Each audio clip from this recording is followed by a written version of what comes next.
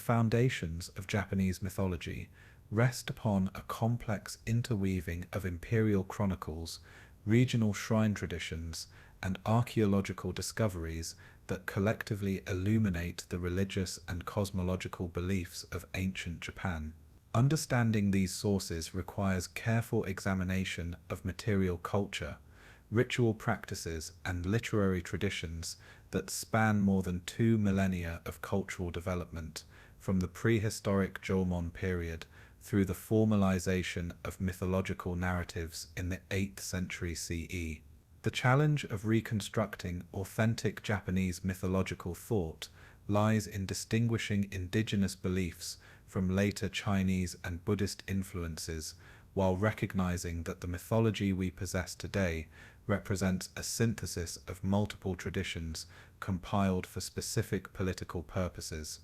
The Kojiki, compiled in 712 CE under the order of Empress Janmei, stands as the oldest surviving written record of Japanese mythology and early history.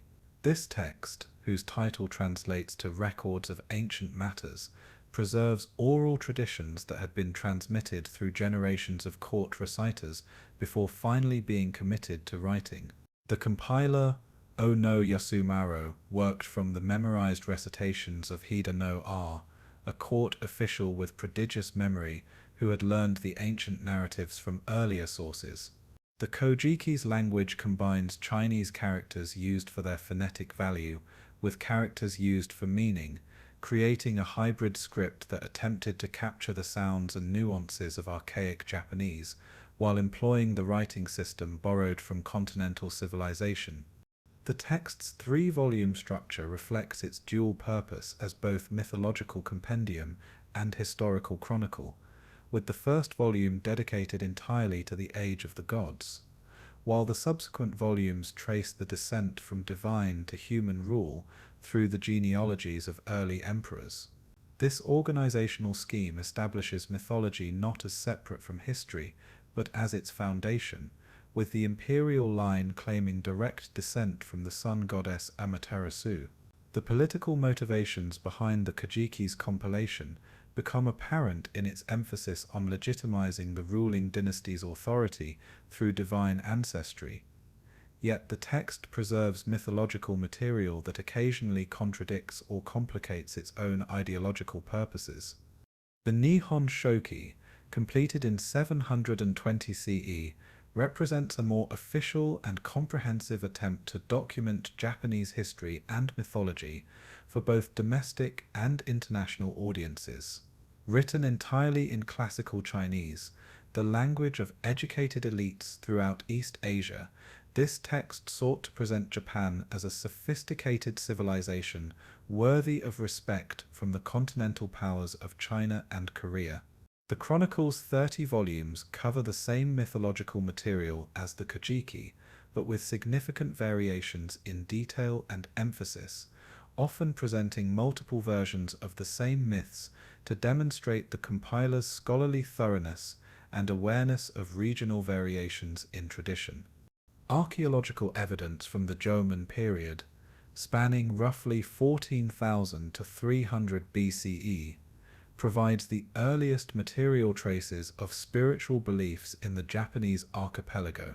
The distinctive cord-marked pottery that gives this era its name frequently features elaborate decorations that suggest ritual significance, while clay figurines known as dogu display exaggerated features that may represent deities, spirits, or shamanic practitioners.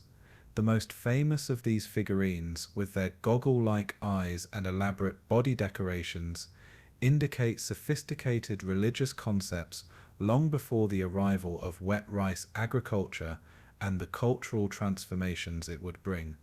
The differences between the Kojiki and Nihon Shoki reveal the diversity of mythological traditions that existed in ancient Japan before centralized authority imposed standardized narratives.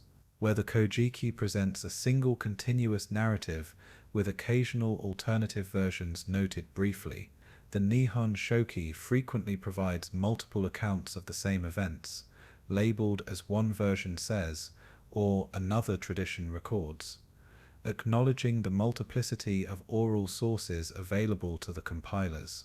These variations reflect regional differences in cult practices and local shrine traditions that preserve distinct versions of myths associated with particular deities or sacred locations. The Yayoi period, from approximately 300 BCE to 300 CE, witnessed the introduction of rice cultivation from the Asian mainland, along with bronze and iron technology that transformed Japanese society. Archaeological sites from this era reveal evidence of ritual practices associated with agricultural cycles, including the construction of raised granaries that would later become architectural models for Shinto shrines.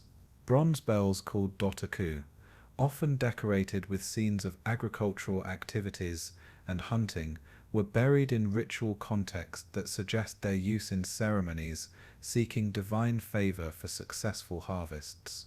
The transition from Jomon to Yayoi culture represents not a complete replacement, but a gradual synthesis of indigenous traditions with continental influences.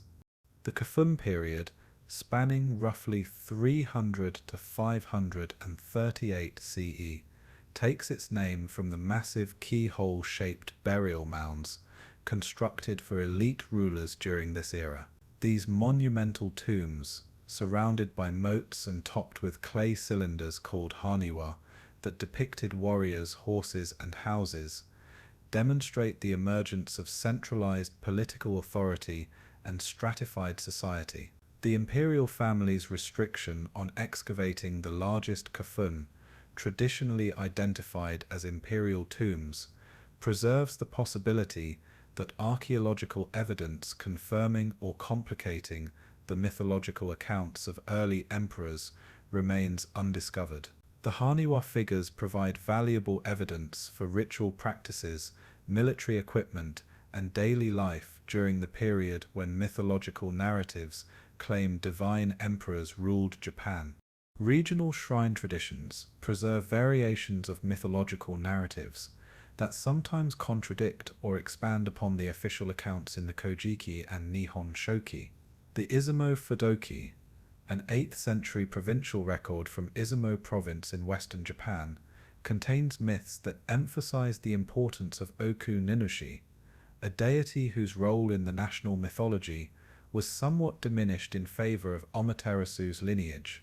These regional texts demonstrate how local communities maintained their own mythological traditions that reflected particular sacred sites, clan histories, and ritual practices, distinct from the court-sponsored narratives centered on the imperial family's divine descent. The Minyoshu, an 8th century poetry anthology containing over 4,500 poems, provides additional evidence for mythological beliefs through its references to deities, sacred places, and ritual practices. These poems, composed by individuals ranging from emperors to common soldiers, reveal how mythological thinking pervaded daily life and personal expression.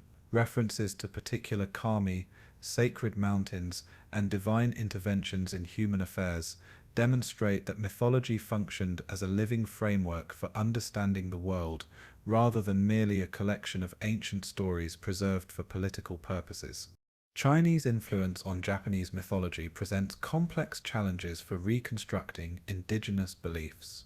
The introduction of Chinese writing, political structures, and philosophical concepts during the 5th and 6th centuries provided the tools for recording Japanese traditions while simultaneously influencing their presentation and interpretation.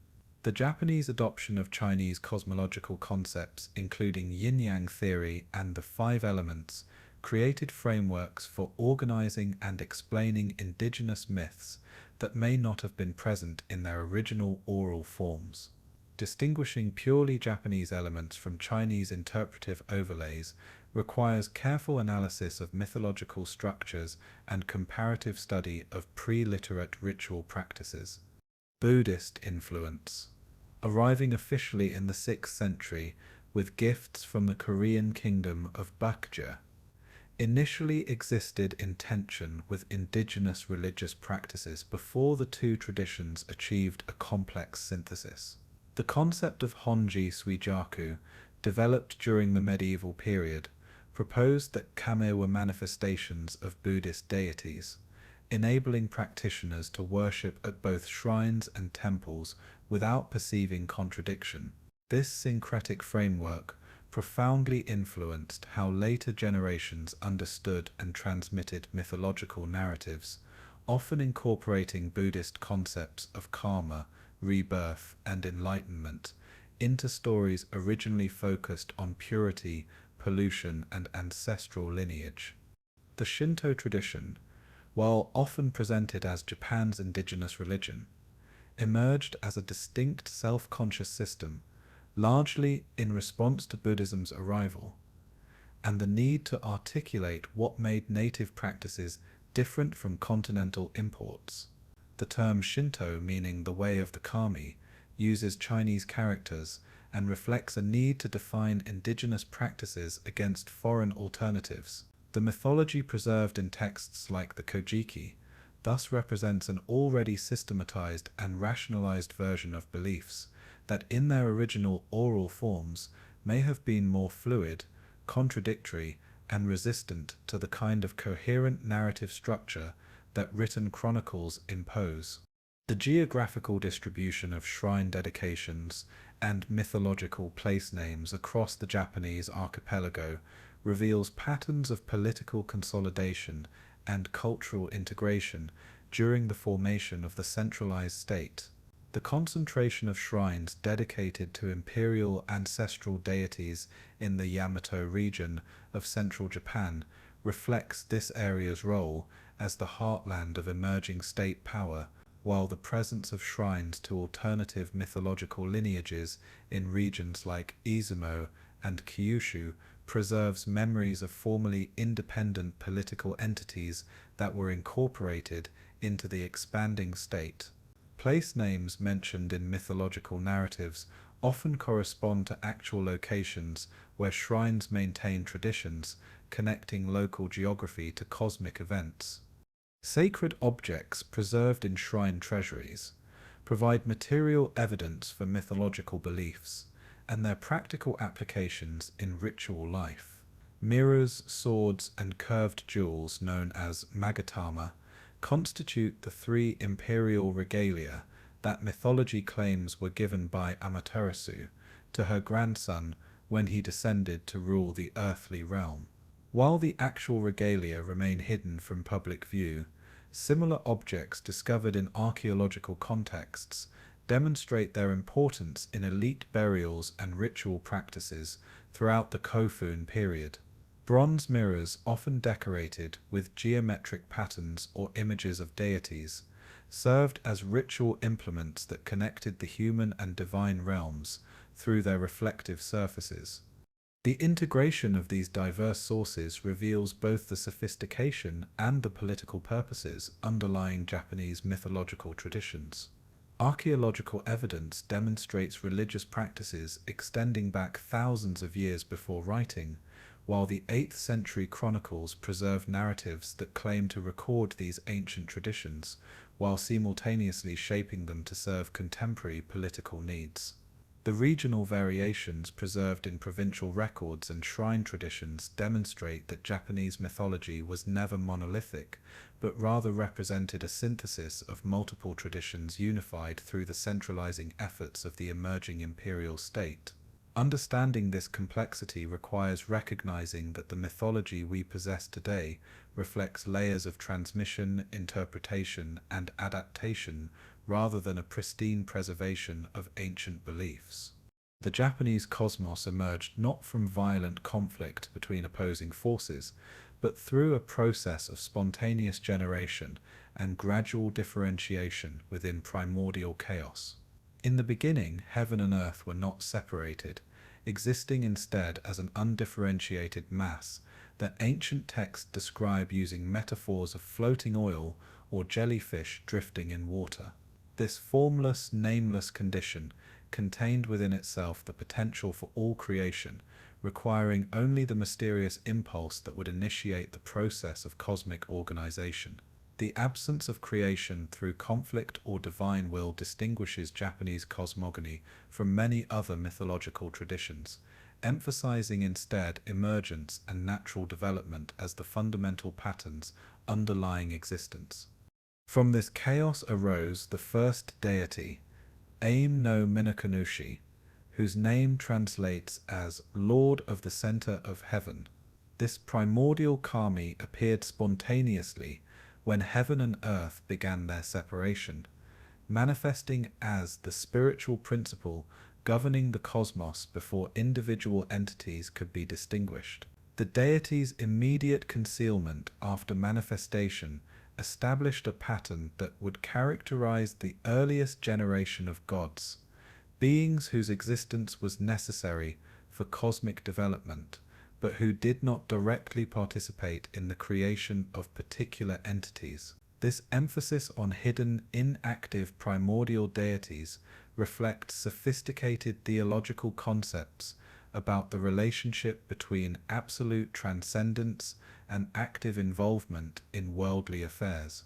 Following Aim no Minakunushi came Takamimasubi and Kamimasubi, two generative deities whose names incorporate misubi, a term suggesting growth, binding, and the creative force that brings things into existence. These three original deities, collectively known as the three creator kami, established the basic principles that would govern subsequent creation. Their immediate concealment after manifestation meant they functioned as abstract principles rather than anthropomorphic personalities, embodying the forces of cosmic organization without taking visible forms or engaging in the narrative actions that would characterize later generations of deities.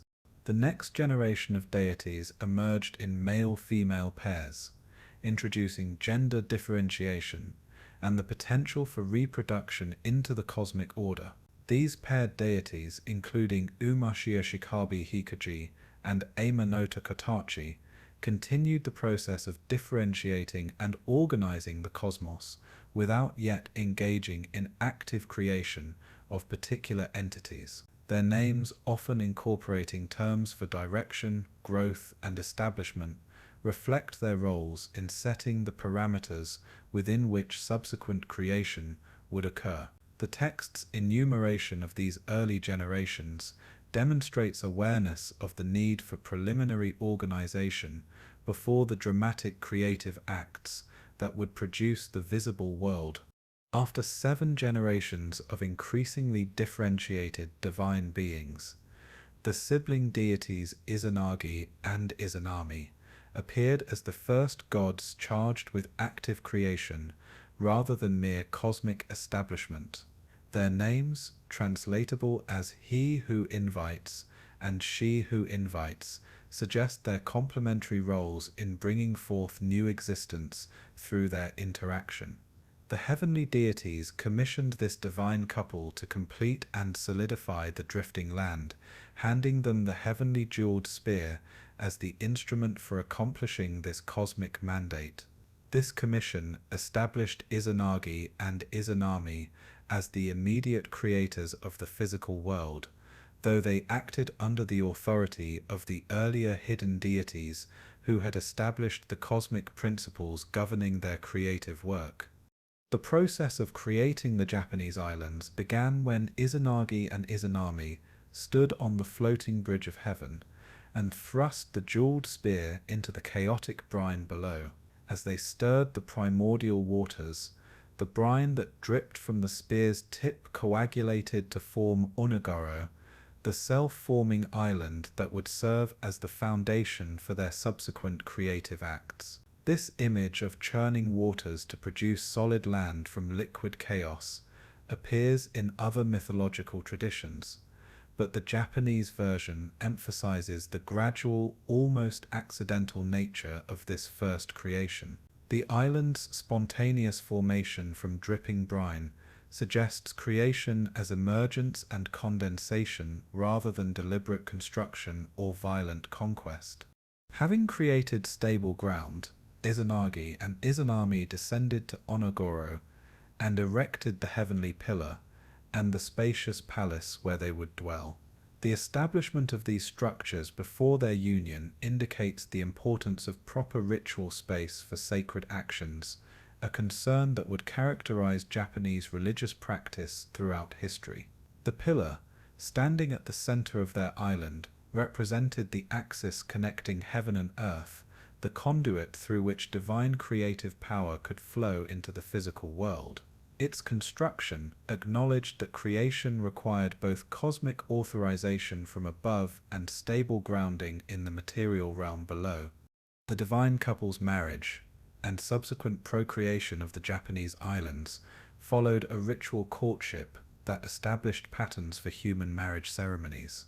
Izanagi and Izanami walked in opposite directions around the heavenly pillar, meeting on the opposite side where Izanami, the female deity, spoke first in greeting.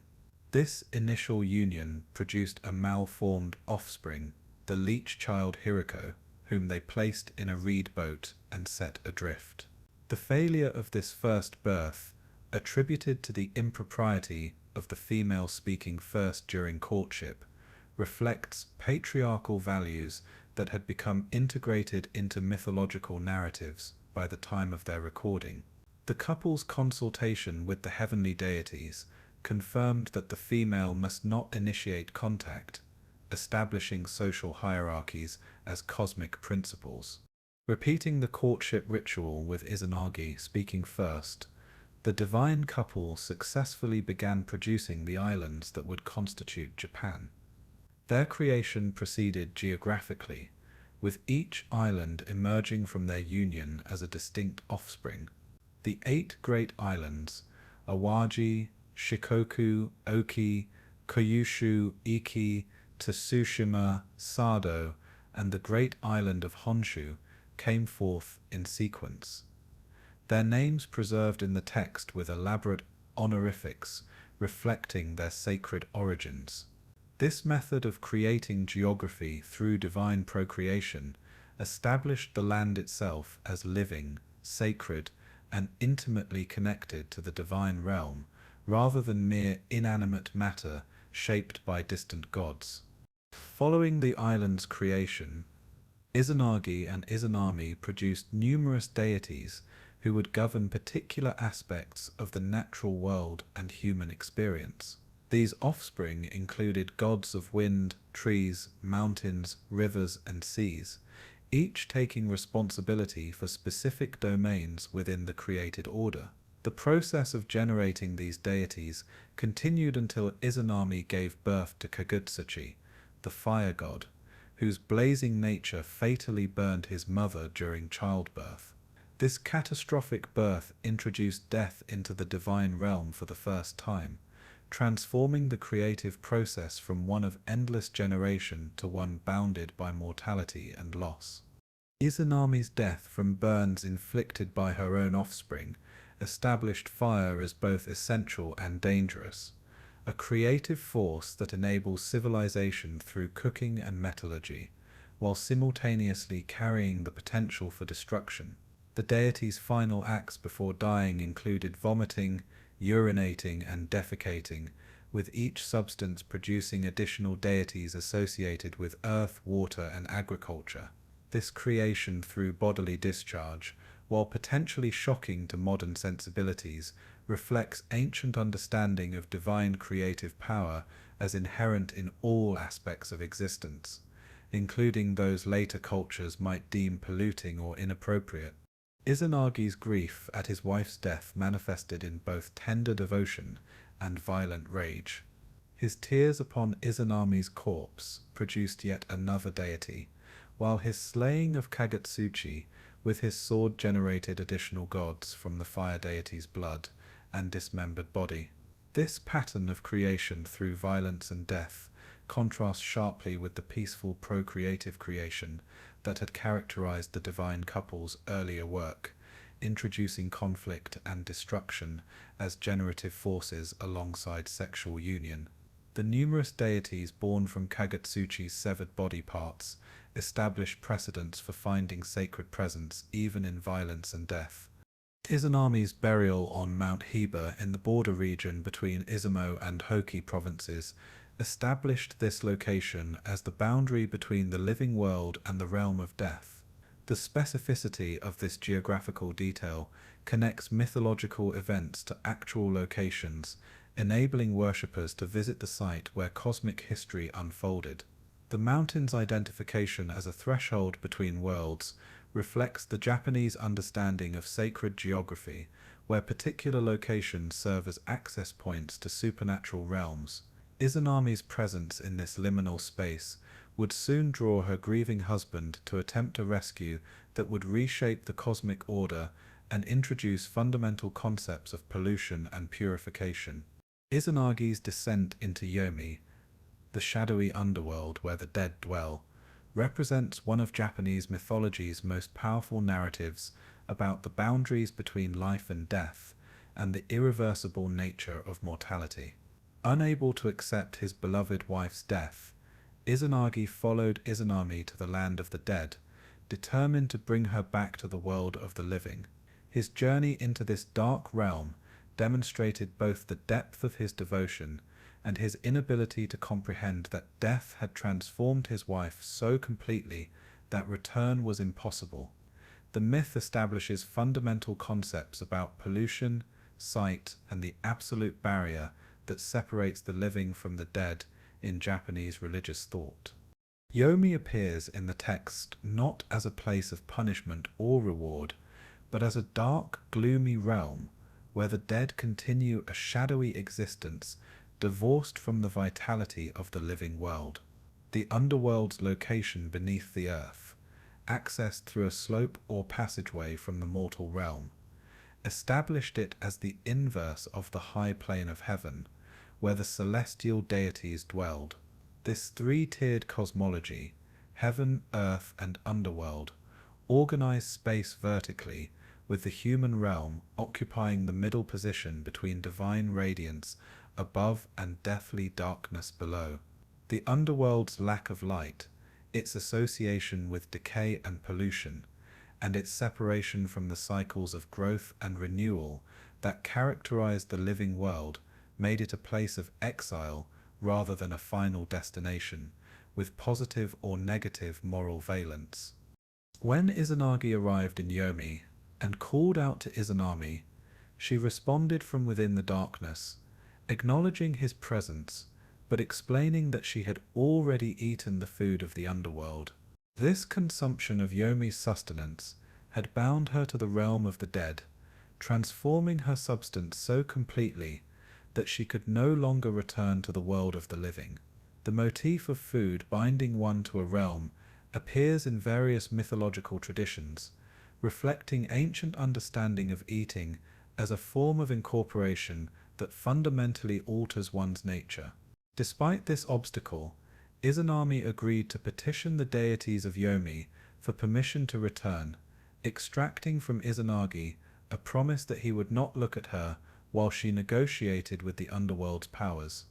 The prohibition against looking directly at Izanami during her negotiations introduces the theme of forbidden sight that recurs throughout Japanese mythology. Izanagi's eventual violation of this taboo, driven by impatience and curiosity after waiting in darkness for an extended period, precipitated the catastrophic revelation that would permanently sever the divine couple's relationship. Breaking off a tooth from the comb in his hair, Izanagi lit it as a torch and entered the underworld palace to search for his wife. The improvised torch's feeble light pierced the darkness just enough to reveal Izanami's transformed state, creating the mythological moment when the living confronted death's reality without the protective veil of darkness. The sight that met Izanagi's eyes embodied the horrific transformation that death works upon all living things. Izanami's once beautiful body had become a rotting corpse, crawling with maggots and inhabited by 8 thunder deities who dwelt in different parts of her decomposing form. This graphic description of putrefaction emphasizes the pollution that death represents in Japanese religious thought, transforming the sacred creative power of the divine female into its opposite, a source of contamination that threatened to overwhelm the living with its deathly essence. The thunder deity's residence in Izanami's corpse connected storms and lightning with death and decay, establishing natural phenomena as manifestations of supernatural processes beyond human control. Izanami's rage at her husband's betrayal transformed her from a loving wife, hoping for rescue, into a vengeful spirit determined to punish his violation of the taboo she had imposed. Her humiliation at being seen in her decomposed state, combined with her anger at Izanagi's inability to accept her transformation, motivated her to send the hags of Yomi to pursue and kill him. This pursuit through the underworld's passages created the first chase scene in Japanese mythology, with the living god fleeing from death's agents, while employing magical objects to delay his pursuers. The transformation of love into hatred, of reunion into flight, established the absolute incompatibility between the living and the dead that would structure Japanese attitudes toward death and pollution. Izanagi's flight from Yomi employed magical tactics that temporarily delayed his pursuers while he sought the passageway back to the living world, throwing down his headdress, which transformed into grapes that distracted the hags as they stopped to eat them. He bought himself precious time to increase his lead. When the pursuit resumed, he threw his comb, which became bamboo shoots that again delayed his enemies as they paused to consume them. These transformations of personal ornaments into food that temporarily satisfied death's hunger reflect shamanistic practices involving the use of ritual objects to manipulate supernatural forces. The magical object's effectiveness depended on exploiting the appetites of the dead, who could be temporarily distracted from their prey by offerings of sustenance. When the hags proved insufficient to capture her fleeing husband, Izanami sent the 8 thunder deities and a host of 1,500 warriors of Yomi to continue the pursuit. This escalation demonstrated the resources available to the realm of the dead and Izanami's determination to prevent any living being from escaping her domain after witnessing its secrets. The thunder deity's pursuit connected the violent storms that devastated crops and destroyed human habitations with the anger of the dead, establishing meteorological disasters as expressions of the underworld's rage. The 1,500 warriors represented an army of the dead far outnumbering the living god, suggesting death's ultimate victory through sheer numbers, if nothing else. Izanagi's escape required both cunning and desperate measures, as he approached the boundary between Yomi and the living world, reaching a slope where peach trees grew, fruits associated with life and purification. He plucked 3 peaches and hurled them at his pursuers. The magical fruit drove back the thunder deities and Yomi's warriors, demonstrating the power of life-associated substances to repel death's forces. This moment established peaches as sacred fruits with purifying properties, leading to their use in rituals designed to ward off evil spirits and cleanse pollution. The number 3, appearing repeatedly in Japanese mythology, reflected its sacred status as representing completeness and effectiveness in magical operations. With his supernatural pursuers temporarily repelled, Izanagi confronted Izanami herself, who had joined the chase to personally prevent her husband's escape. Their final confrontation occurred at the even pass of Yomi, the threshold between the dead and living worlds, where Izanagi found an enormous boulder that required 1,000 men to move. Positioning this massive stone at the passageway's entrance, he created a barrier that Izanami, weakened by death and bound to the underworld, could not cross. The boulder's placement represented the establishment of the permanent boundary between life and death, ensuring that the dead could not return to haunt the living, while simultaneously preventing the living from attempting futile rescues of the deceased. From opposite sides of the boulder, Izanagi and Izanami pronounced the final words that would define the relationship between life and death, for all subsequent existence. Izanami, enraged by her abandonment and humiliation, declared that she would kill 1,000 people each day in revenge for Izanagi's betrayal. This curse established death's daily claim on human life, the inevitable mortality that would affect all living beings without exception. Izanagi's response countered this death curse with a life blessing, proclaiming that he would ensure 1,500 births each day, guaranteeing that life would always exceed death, despite mortality's constant predations. This exchange established the fundamental balance between creation and destruction, with life maintaining its dominance through prolific reproduction that outpaced death's harvest. The divorce pronounced between Izanagi and Izanami formalized their separation not merely as individuals, but as principles governing existence. Their severance represented the absolute division between the pure and the polluted, the living and the dead, the generative and the destructive. Izanami's name, which Izanagi now replaced with great deity of Yomi, marked her transformation from creative partner to ruler of the underworld. The formality of their separation, conducted with the massive boulder serving as both barrier and witness, established divorce as a cosmic necessity when pollution threatened to overwhelm purity. This mythological divorce would provide theological justification for human practices of separation from sources of contamination. Emerging from Yomi into the living world, Izanagi found himself catastrophically polluted by his contact with death and the underworld. This pollution, called kega, represented not moral failing but physical and spiritual contamination that threatened to spread death's influence into the living world. The absolute necessity of purification before Izanagi could resume his role as a creative deity established misogi, ritual purification through water, as the fundamental religious act in Japanese tradition. The god's recognition of his polluted state and his immediate movement toward purification demonstrated proper response to contamination, providing a model for human behavior when confronted with pollution from death, disease, or other sources.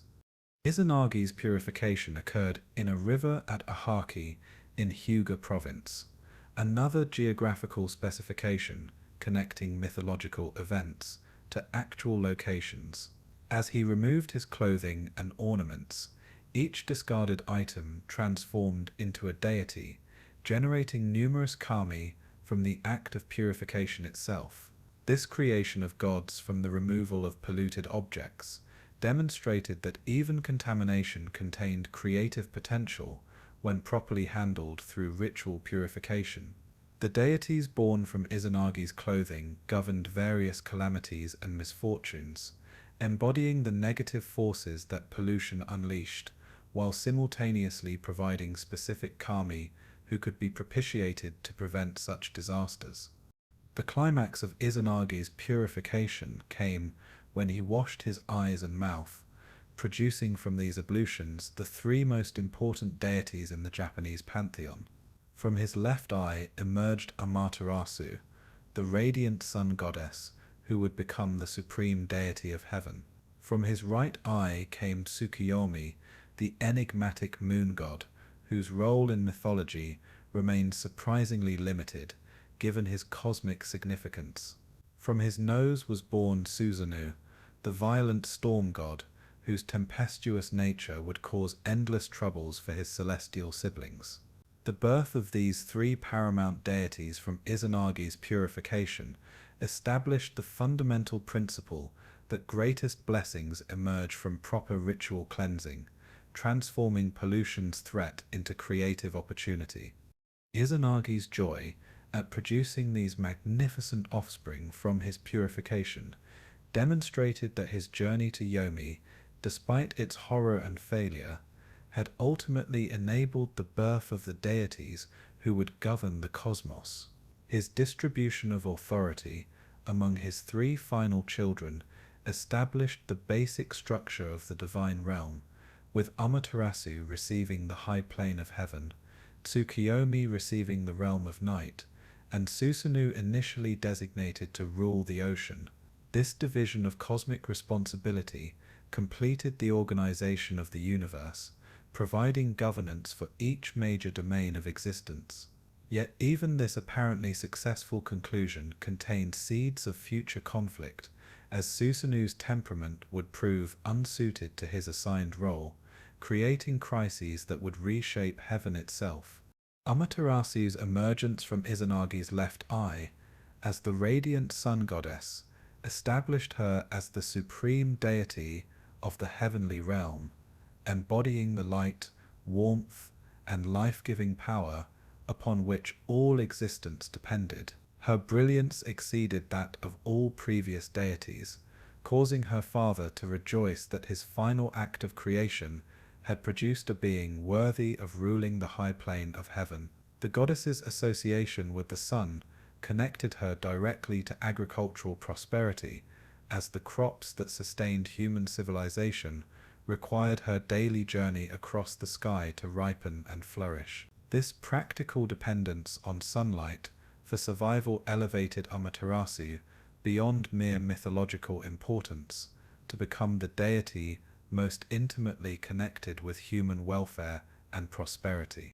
Takamagahara, the high plane of heaven that became Amaterasu's domain, existed as a celestial realm above the mortal world, yet not entirely separate from it. The text described this heavenly plane as a place of eternal light and beauty, where the gods dwelt in palaces that mirrored the architectural styles of elite human residences, though constructed with divine materials that surpassed earthly equivalents. Sacred rice fields in Takamagahara provided the grain for divine sustenance, establishing agriculture as a sacred activity blessed by the gods and connecting heavenly and earthly cultivation through shared practices. The weaving halls where Amaterasu and her attendants produced sacred garments demonstrated that even gods engaged in productive labor, sanctifying human work through divine example. The governance structure of Takamagahara reflected sophisticated concepts of divine bureaucracy that paralleled the emerging centralized state in Japan. Amaterasu ruled not as an arbitrary tyrant, but as the head of a council of deities who advised her on matters affecting heaven and earth. This celestial administration included gods responsible for specific domains: agriculture, weather, crafts, and warfare, each bringing expertise to collective decision-making processes. The heavenly assemblies where gods gathered to deliberate on important matters provided models for human political institutions, establishing consensus building and collective wisdom as ideals for governance rather than individual autocratic rule. Amaterasu's character combined benevolence with authority, demonstrating that effective rule required both compassion for subjects and willingness to enforce cosmic order when threatened. Her nurturing aspects manifested in her oversight of rice cultivation and sericulture, activities that sustained human life and enabled civilization.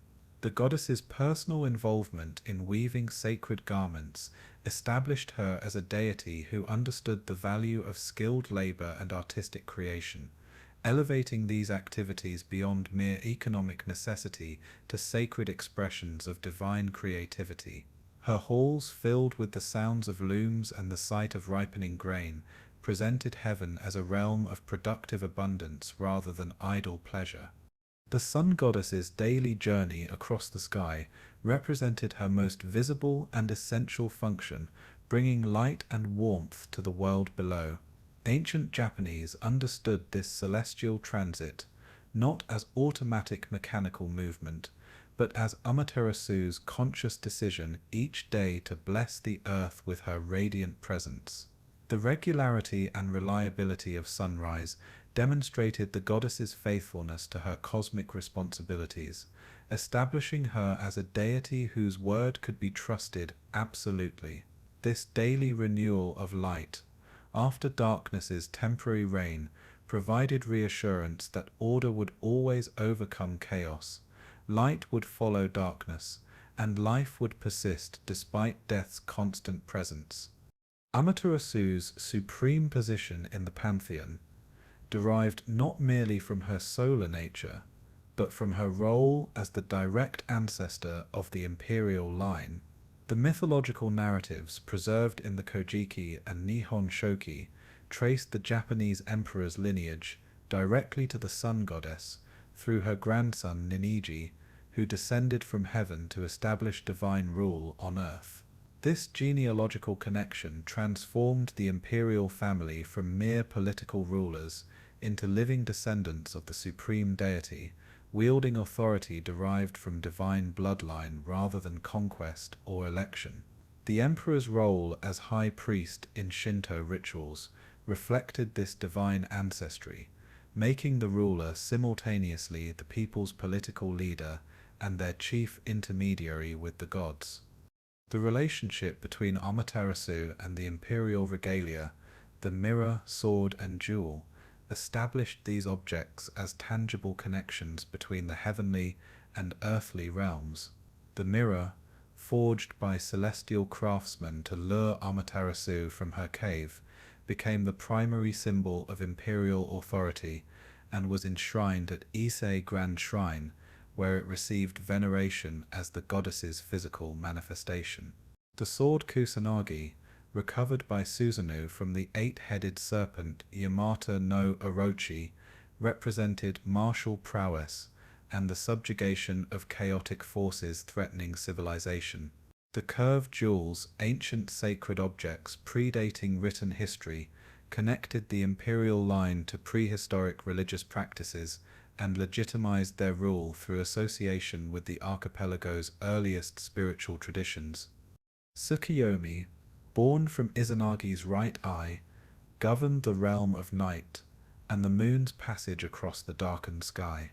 Despite his cosmic significance as the moon deity, Tsukuyomi remains one of Japanese mythology's most enigmatic figures, appearing in relatively few narratives and maintaining an ambiguous relationship with his celestial siblings. This comparative neglect of the moon god distinguishes Japanese mythology from traditions that elevate lunar deities to positions rivaling or exceeding the sun's importance. The limited textual attention to Tsukuyomi may reflect agricultural society's primary concern with sunlight's role in crop growth, relegating nighttime illumination to secondary importance, despite the moon's obvious celestial prominence. The most significant myth involving Tsukuyomi concerns his meeting with Ukamochi, the food goddess, and the catastrophic consequences of his violent reaction to her methods of providing sustenance. Sent by Amaterasu to receive offerings from Ukamochi, Tsukuyomi witnessed the goddess producing food from her body, turning toward the land to cough up rice, facing the ocean to disgorge fish, and looking toward the mountains to produce game animals. Revolted by these productions despite their bounty, Tsukuyomi drew his sword and killed Ukamochi, deeming her methods of food preparation disgusting and offensive to divine dignity. This murder of a beneficial deity over matters of protocol and aesthetics demonstrated the moon god's rigid adherence to propriety, even when such adherence produced harmful consequences. The conflict between Tsukuyomi and Amaterasu over Ukamochi's murder resulted in the permanent separation of the sun and moon, explaining why these celestial bodies never appear together in the sky. Amaterasu's horror at her brother's violent overreaction led her to declare that she could no longer bear to see him face to face, establishing the pattern where day and night succeed each other without overlap. This mythological explanation for the sun and moon's alternating appearances transformed astronomical observation into narrative consequence, connecting celestial mechanics to divine family dynamics. The separation also explained the fundamental difference between day and night, as reflecting the incompatible natures of the deities governing these periods. Despite their estrangement, Tsukuyomi's governance of the night realm fulfilled essential cosmic functions that complemented his sister's solar dominion. The moon's phases, waxing and waning in predictable cycles, provided humans with a celestial calendar for tracking time and planning agricultural activities. The gentler light of moonshine enabled nocturnal activities, while maintaining the distinction between productive daytime labor and the rest required during darkness. The moon's association with tides connected Tsukuyomi to the ocean's rhythms and the fishing communities dependent on understanding these patterns for their survival. The food goddess Ukamochi's death, while tragic, produced unexpected benefits through the agricultural abundance that sprouted from her corpse. From her head grew rice, from her eyes came millet, from her genitals grew beans, and from her nose and rectum emerged other food crops that would sustain Japanese civilization. This creation of agricultural staples from a slain deity's body established the fundamental connection between death, decomposition, and fertility that underlies all agricultural systems. The transformation of the goddess's corpse into sustaining food plants demonstrated that death feeds life, that destruction enables creation, and that apparent tragedies can produce unforeseen benefits when viewed from longer temporal perspectives. The relationship between the three sibling deities born from Izanagi's purification, Amaterasu, Tsukuyomi, and Susanoo, reflected different aspects of cosmic order and the tensions inherent in maintaining stability. Amaterasu's nurturing solar presence contrasted with Tsukuyomi's cold, distant lunar governance, while Susanoo's violent storm nature threatened to disrupt the harmony his siblings labored to maintain. The myths exploring their interactions demonstrated that cosmic order required constant negotiation between competing divine principles, with chaos always threatening to overwhelm carefully constructed stability. The family dynamics among these supreme deities mirrored human experiences of sibling rivalry, parental favoritism, and the challenges of maintaining relationships across differences in temperament and values. The divine bureaucracy that developed under Amaterasu's leadership included specialized deities responsible for particular aspects of natural phenomena and human activities. Gods of rice paddies ensured successful cultivation, while deities of blacksmithing blessed metallurgical work that produced tools and weapons. Storm gods under Susanoo's nominal authority required constant supervision to prevent their destructive tendencies from devastating crops and settlements, while sea deities managed the ocean's bounty and dangers.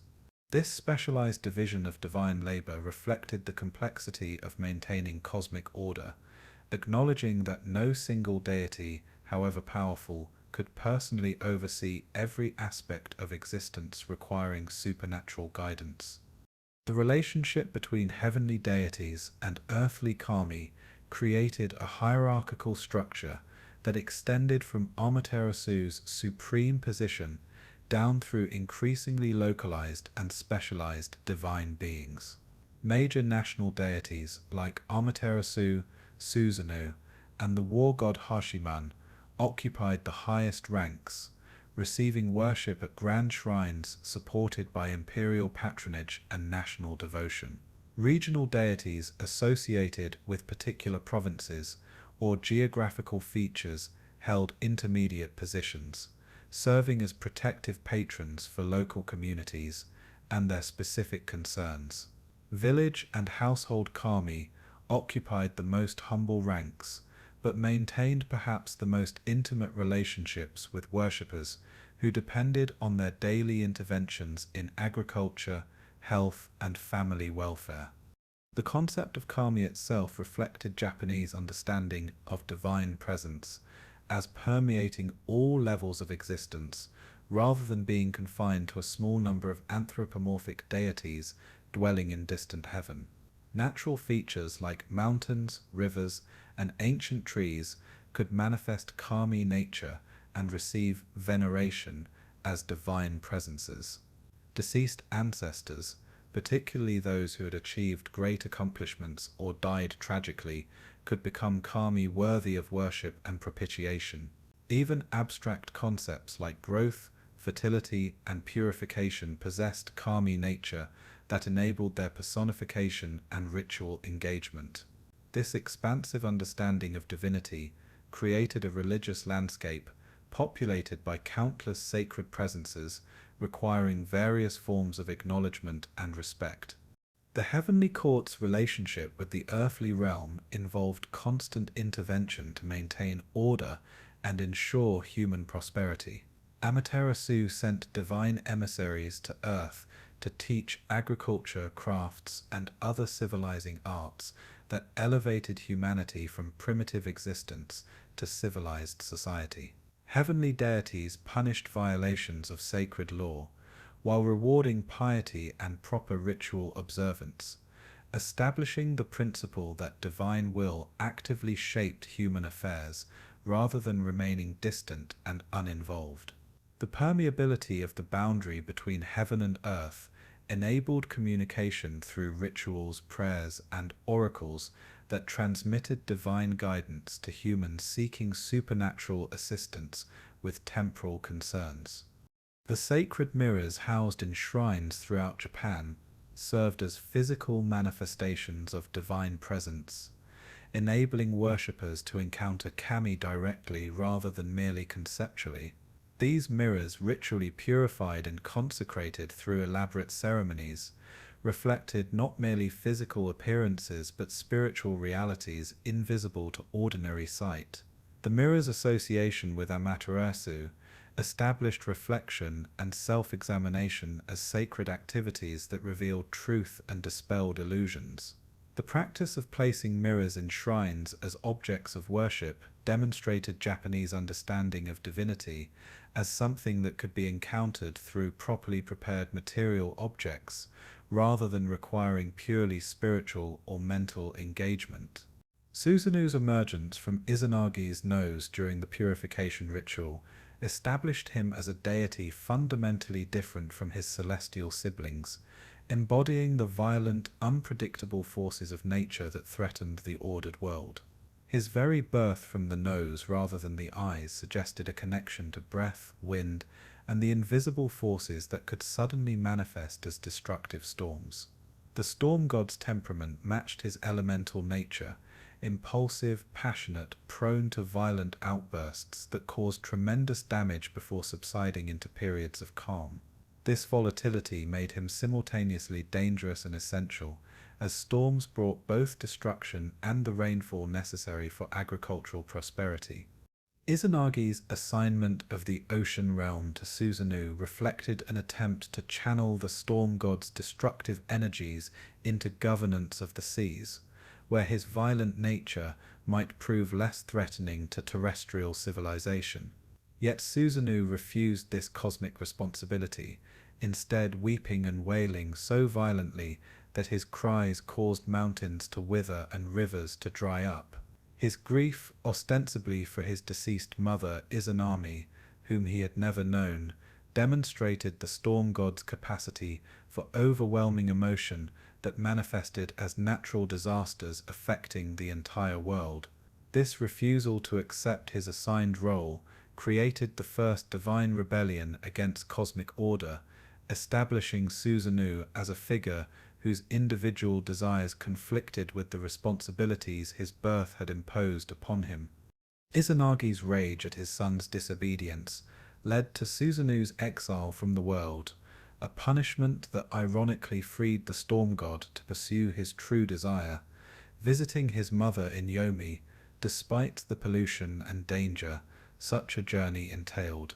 Before descending to the underworld, Susanoo decided to bid farewell to his sister Amaterasu in the high plane of heaven, setting in motion events that would fundamentally alter the celestial realm and temporarily plunge the world into darkness. His journey to Takamagahara announced itself through violent trembling of the earth and mountains that signaled his approach with all the subtlety of an approaching typhoon. Amaterasu's response to her brother's violent arrival demonstrated both her divine wisdom and her knowledge of Susanoo's temperament. Suspecting that his visit might mask aggressive intentions to seize control of heaven, the sun goddess armed herself for battle, transforming her appearance from that of a benevolent deity into a fearsome warrior.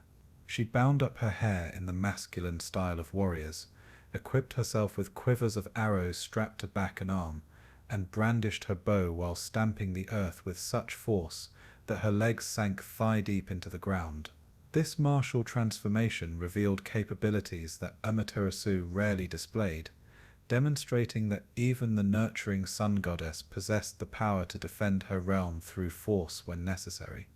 Susanoo's protestation of innocent intentions required proof that Amaterasu would accept, leading to the oath challenge that would produce numerous deities through a process of ritual purification and generation.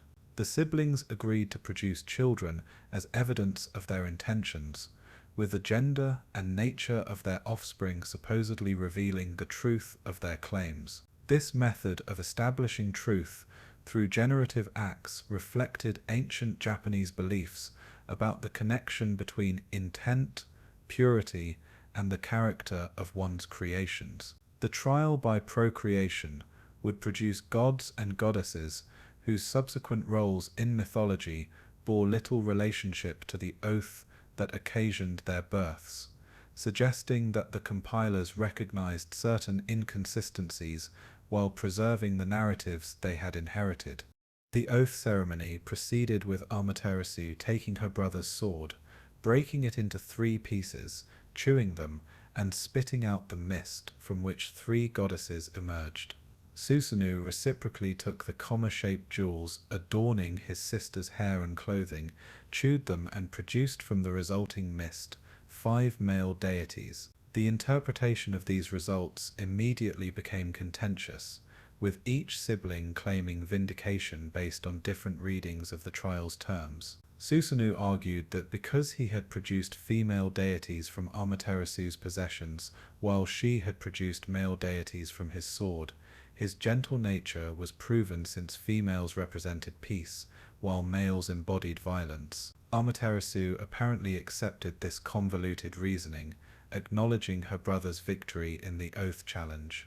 Emboldened by his apparent vindication, Susanoo's behavior in Takamagahara deteriorated into increasingly outrageous violations of sacred order that tested his sister's patience to its limits.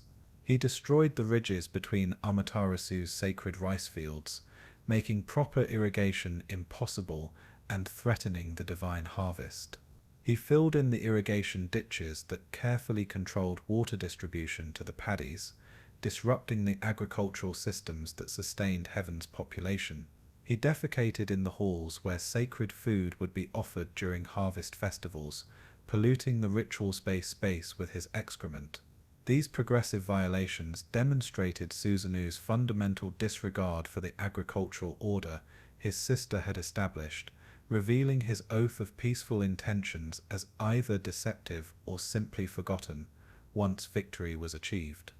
Amaterasu's initial response to these provocations revealed her forgiving nature and determination to maintain harmony, even when confronted with deliberate offenses. She rationalized her brother's behavior, explaining away his destruction of field ridges as an attempt to maximize cultivable land and his defecation in sacred halls as drunken accident rather than intentional pollution. This charitable interpretation of obvious misconduct demonstrated the sun goddess's reluctance to condemn her brother despite mounting evidence of his unsuitability for heavenly society. Her forbearance reflected ideals of family harmony and conflict avoidance that would characterize Japanese social values, though the myth also revealed the dangers of excessive tolerance when confronting genuinely destructive behavior.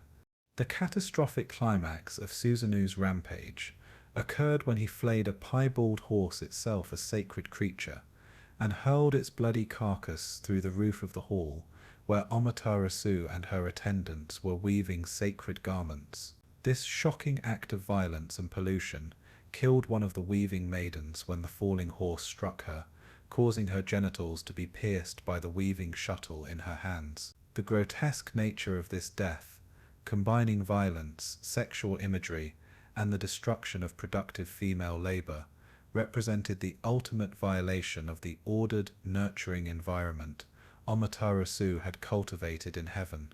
The flayed horse's bloody corpse crashing through the roof literally broke the barrier between the violent outside world and the protected interior space where sacred creation occurred. Amaterasu's response to this ultimate provocation demonstrated that even divine patience has limits that, once exceeded, produce withdrawal rather than confrontation. Rather than directly punishing her brother or engaging in violence that would demean her dignity, the sun goddess retreated into the heavenly rock cave, sealing its entrance with a massive boulder. This withdrawal from the world represented the sun's setting and failure to rise again, plunging both heaven and earth into perpetual darkness. The cosmic consequences of Amaterasu's retreat exceeded anything Susanoo's direct violence had accomplished, demonstrating that the withdrawal of nurturing order produced worse consequences than active destruction.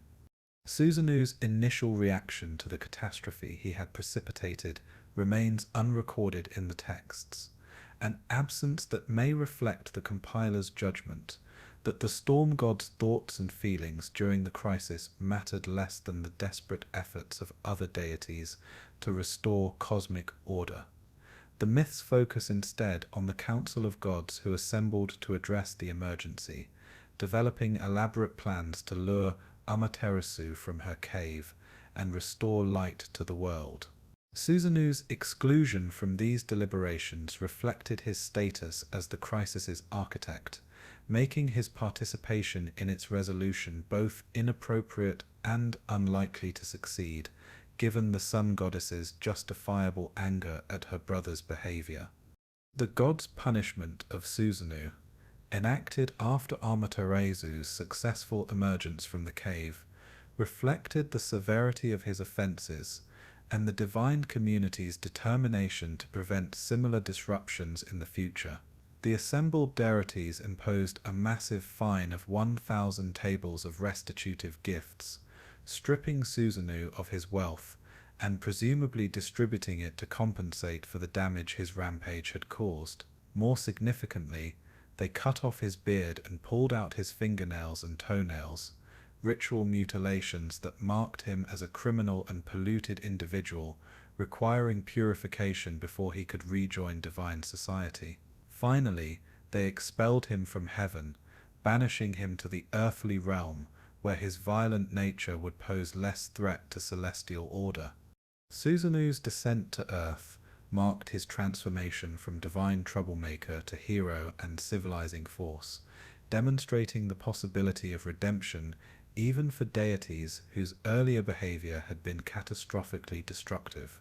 His arrival in the Izumo region of Japan, specifically at the headwaters of the High River, placed him in territory that would become associated with his worship and that of his descendants. The change of venue from heaven to earth enabled Susanoo to find a role suited to his violent temperament, that of monster slayer and protector of humans threatened by supernatural dangers they could not overcome through their own strength. The storm god's first significant act after his exile involved rescuing an elderly couple and their daughter from the eight-headed and eight-tailed serpent Yamata, no Orochi, that had already devoured 7 of their daughters, and now threatened to consume the last. Susanoo's encounter with the weeping family demonstrated his capacity for compassion despite his earlier violent behavior, revealing dimensions of his character that had been obscured by his conflicts with celestial authority.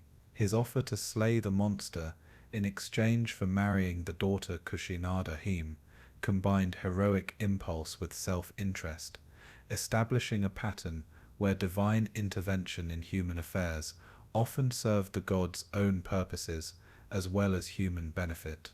The description of Yamata no Orochi emphasized the monster's enormous size and terrifying appearance through vivid details that communicated the scale of the threat facing the defenseless humans.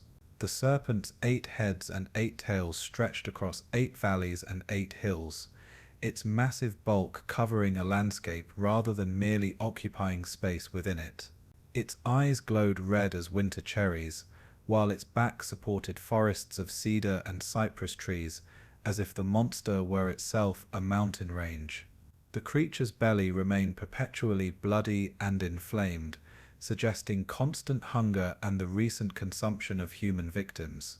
This hyperbolic description established Yamata no Orochi as a cosmic-scale threat requiring divine intervention for any hope of victory. Susanoo's strategy for defeating Yamata no Orochi demonstrated his cunning alongside his strength, revealing that the storm god possessed intelligence to complement his violent capabilities. Rather than directly confronting the monster in combat, where even a deity might face uncertain outcomes, Susanoo instructed the elderly couple to brew 8 vats of refined sake, strongest alcohol they could produce. He then positioned these vats behind 8 gates built into a surrounding fence, creating separate drinking stations that would appeal to each of the serpent's 8 heads. This plan exploited the monster's appetites, using intoxication to render a dangerous enemy vulnerable to attack that might otherwise prove impossible to deliver. The serpent's arrival and enthusiastic consumption of the sake proceeded exactly as Susanoo had anticipated, with each of the 8 heads plunging into a separate vat and drinking until thoroughly intoxicated. The monster's drunken stupor rendered it unconscious and helpless, enabling Susanoo to draw his sword and methodically hack the creature to pieces without facing resistance or danger. This slaughter, while lacking the dramatic tension of evenly matched combat, demonstrated the effectiveness of intelligence and planning over simple courage and strength. The storm god's victory through cunning rather than fair combat aligned with his trickster aspects, showing that he cared more for results than for abstract notions of honorable engagement. During the dismemberment of Yamata no Orochi, Susanoo's sword struck something harder than flesh or bone when cutting through the monster's middle tail. Investigating this unusual resistance, he discovered a magnificent sword embedded within the serpent's body, a blade of such quality and supernatural power that he recognized it as worthy of presentation to his sister as a reconciliation offering. This sword, named Kusanagi no Tsurugi, or grass-cutting sword, would become one of the 3 imperial regalia, legitimizing imperial authority through its connection to both the storm god's heroism and Amaterasu's supreme position. The discovery of such treasure within a defeated monster established a pattern where great heroes obtained their most powerful tools through victory over supernatural threats. Susanoo's presentation of Kusanagi to Amaterasu represented his acknowledgement of past wrongdoing and his desire to restore their sibling relationship, damaged by his earlier violence. The offering of such a powerful and precious object demonstrated genuine remorse and recognition that repairing their relationship required significant sacrifice on his part. Amaterasu's acceptance of the sword signified her forgiveness and willingness to move beyond their conflict, establishing the possibility of reconciliation even after severe betrayals and violations of sacred order.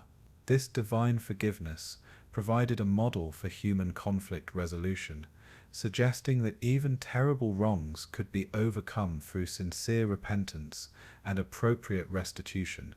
The storm god's marriage to Kushinada-hime and his establishment of a palace at Suga in Izumo marked his transformation from homeless exile to settled deity with family responsibilities and territorial authority.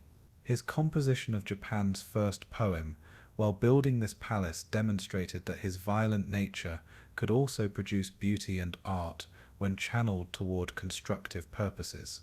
The poem's simple celebration of clouds rising and palace building reflected genuine happiness at finding a place and purpose suited to his temperament, where his strength could protect rather than destroy, and his violent nature could find appropriate outlets in monster slaying rather than causing celestial chaos.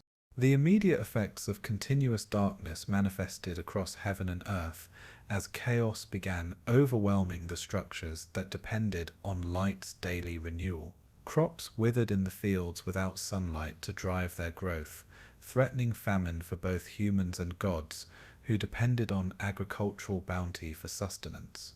Nocturnal demons and evil spirits, previously confined to brief periods of darkness between sunrise and sunset, now roamed freely without the sun's purifying light to drive them back to their hiding places. The natural world's rhythms broke down completely as diurnal creatures found themselves unable to forage or hunt, while nocturnal animals grew confused by the failure of their expected daytime rest periods to arrive. The psychological impact of endless night proved as devastating as its practical consequences, as humans and gods alike confronted the terrifying possibility that light might never return. The sun's daily rising had always provided reassurance that order would persist despite temporary setbacks, that darkness's reign was limited, and that life would continue its cycles of growth and renewal. The absence of this cosmic guarantee created existential dread that undermined confidence in all previously reliable patterns. The question arose whether Amaterasu's withdrawal represented a temporary tantrum or a permanent decision that would condemn all existence to darkness until entropy finally consumed everything. The cosmic catastrophe, precipitated by Amaterasu's withdrawal into the heavenly rock cave, transformed day into perpetual night, creating conditions that threatened the very foundations of order and civilization. The sun goddess's retreat represented not a temporary setting, but her apparent determination to never again expose herself to the humiliations and violence that characterized her brother's presence in heaven. The massive boulder she positioned at the cave's entrance signified her resolve to maintain this self-imposed exile, regardless of the consequences for the world dependent on her light. This unprecedented withdrawal of solar blessing created an emergency that demanded immediate divine intervention to prevent the permanent collapse of cosmic order. The 8 million gods of heaven assembled in desperate council along the riverbed of the heavenly river to develop strategies for addressing the crisis their collective tolerance of Susanoo's behavior had enabled. This divine assembly, described in the texts with details suggesting the protocol of human political gatherings, reflected Japanese understanding of proper governance as requiring consultation, consensus building, and collective wisdom rather than autocratic decision-making.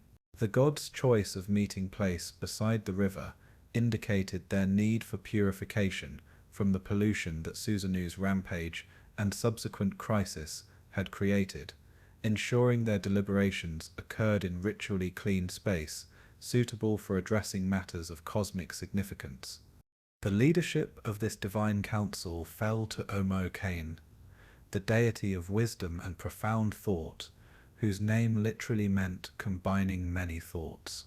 This god's responsibility for developing the strategy to lure Amaterasu from her cave established intelligence and careful planning as more valuable than strength or direct action in addressing crises rooted in emotional injury rather than physical threat.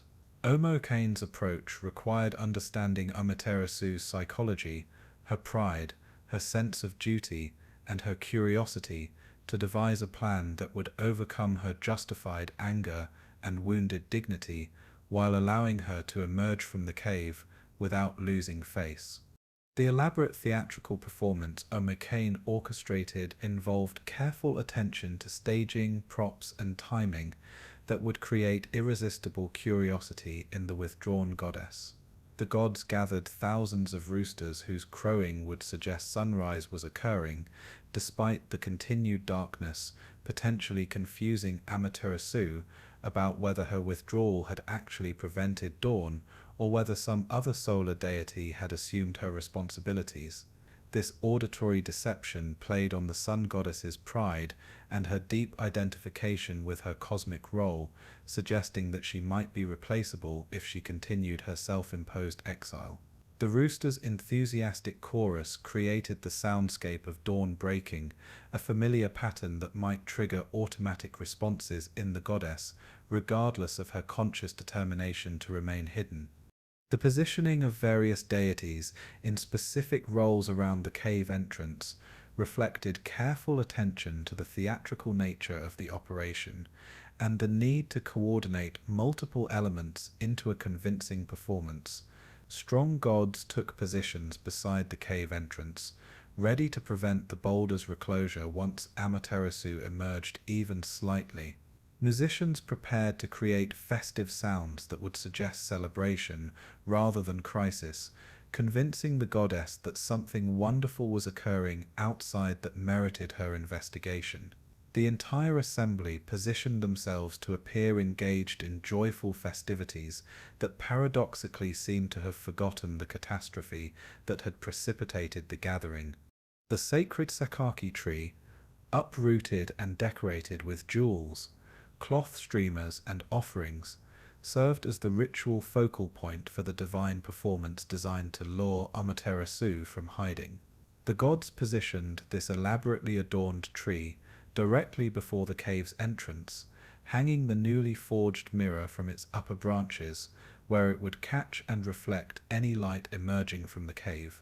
Curved jewels, ancient sacred objects predating written history, adorned the middle branches, while white and blue cloth streamers hung from the lower branches, creating a visually striking display that combined movement, sparkle, and symbolic elements appealing to divine aesthetics.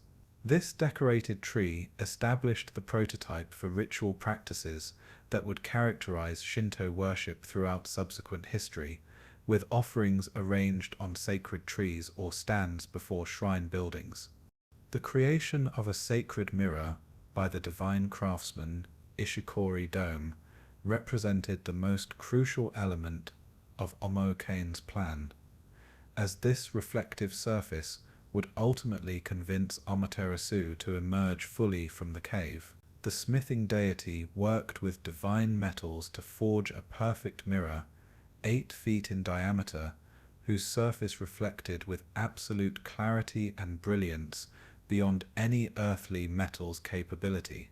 This mirror, which would become one of the 3 imperial regalia and the primary object of worship representing Amaterasu herself, functioned in the myth as both a technological achievement and a magical object capable of capturing and displaying the goddess's own radiance. The mirror's creation acknowledged that Amaterasu could not resist her own beauty and light when properly displayed, making her vanity a tool for cosmic restoration.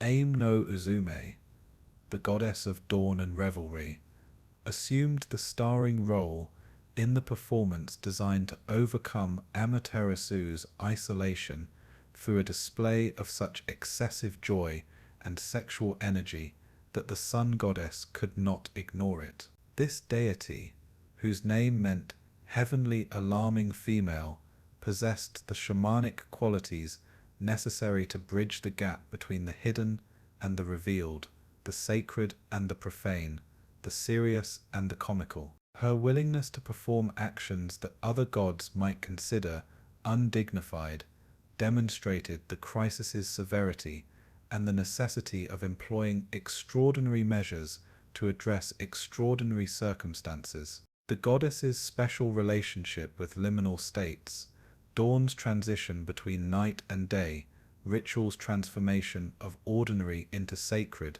made her particularly suited for the work of drawing Amaterasu across the boundary between hidden and revealed. Uzume's performance began with her overturning a washtub, to create a resonating platform, positioning herself atop this improvised stage directly before the cave entrance, where her actions would be clearly audible to the concealed goddess. She then began dancing with an abandon and energy that suggested divine possession or shamanic trance, her movements growing increasingly wild and erotic as the performance progressed. The goddess's stamping feet created thunderous rhythms that echoed across heaven, while her increasingly immodest gestures and eventual exposure of her breasts and genitals transformed the performance from merely entertaining to scandalously hilarious. This deliberate violation of proper decorum accomplished something that solemn appeals to duty and responsibility could not. It penetrated Amaterasu's isolation through the infectious power of laughter and sexual vitality. The response of the 8 million assembled gods to Uzume's performance demonstrated the power of collective mirth to create an atmosphere of such overwhelming joy that even a determined isolate would struggle to ignore it.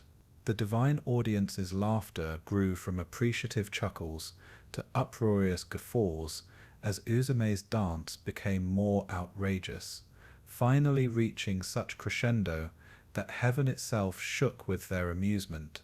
This cosmic laughter, celebratory and life-affirming despite the darkness that surrounded it, represented humanity's ability to find joy even in desperate circumstances and the healing power of humor to address wounds too deep for solemn remedies. The gods' genuine enjoyment of Uzume's performance, their forgetting of the crisis in their appreciation of her art, created an authenticity that no calculated deception could match. Amaterasu's curiosity, finally overwhelming her determination to remain hidden, manifested as a question called out from within the cave. How could the gods be celebrating when the world lay in darkness without her light? This query revealed the sun goddess's assumption that her withdrawal would produce mourning and desperate pleas for her return, making the sounds of celebration incomprehensible unless some development had occurred that she had not anticipated. Her question provided the opening Omo Kane's plan required, as it initiated dialogue that would lead to her emergence regardless of her original intentions. The goddess's need to understand the source of the celebration demonstrated that curiosity about the external world remained stronger than her desire for continued isolation. Uzume's response to Amaterasu's question employed a calculated lie designed to exploit the sun goddess's pride and competitive nature. The dancing goddess proclaimed that the divine assembly was celebrating because they had found a deity even more magnificent than Amaterasu, one whose light and glory exceeded even the sun goddess's splendor. This claim, obviously false to everyone except the isolated Amaterasu, could not be allowed to stand without investigation, as it challenged the sun goddess's supreme position in the divine hierarchy and suggested her withdrawal had created opportunity for rivals rather than merely absence.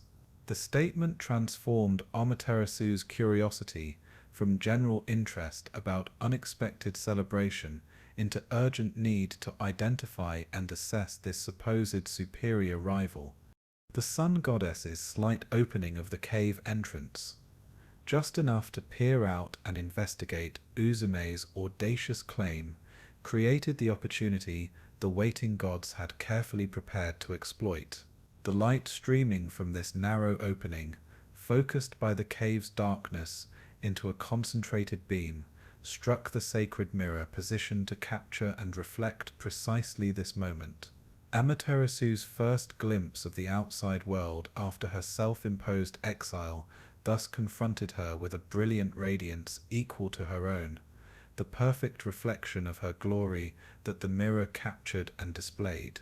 The goddess's shock at encountering this apparent rival, combined with her inability to recognize that she was seeing her own reflection, drove her to open the entrance wider for better investigation. As Amaterasu leaned forward to examine the mysterious radiant deity in the mirror more closely, the strong god Ami no Tajikaro seized her hand and pulled her completely from the cave before she could retreat. The assembled gods immediately stretched a sacred rope across the entrance behind her, establishing a ritual boundary that prevented her return to hiding and symbolically marking her retreat as permanently ended. This rope, called Shamanawa, would become a standard feature of Shinto religious practice, marking sacred spaces and boundaries between the pure and the profane. The forcible extraction of Amaterasu from her refuge, while necessary to restore cosmic order, occurred with sufficient gentleness to avoid compounding her earlier humiliation with additional violence or indignity. The Divine Council's attention then turned to addressing the root cause of the crisis, Susanoo's violent and polluting behavior that had driven his sister into hiding.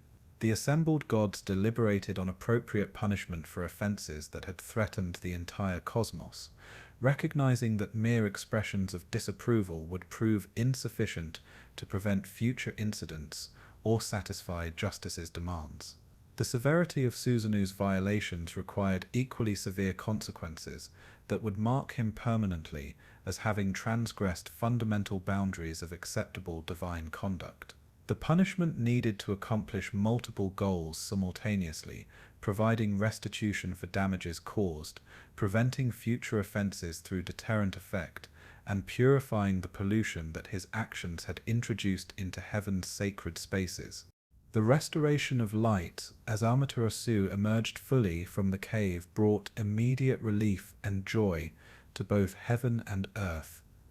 As sunrise finally occurred after the extended darkness that had threatened to become permanent, the warmth and brilliance of the sun goddess's radiance demonstrated conclusively that no rival existed who could match her brilliance, validating her supreme position in the celestial hierarchy, while simultaneously demonstrating the devastating consequences of her absence.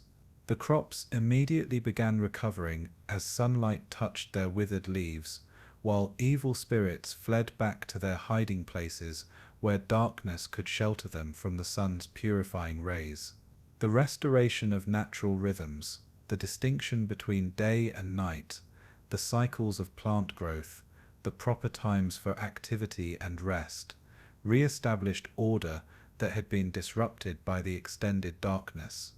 The massive fine imposed on Susanoo stripped him of wealth and status, requiring him to provide 1,000 tables of restitutive gifts to compensate for the destruction his rampage had caused.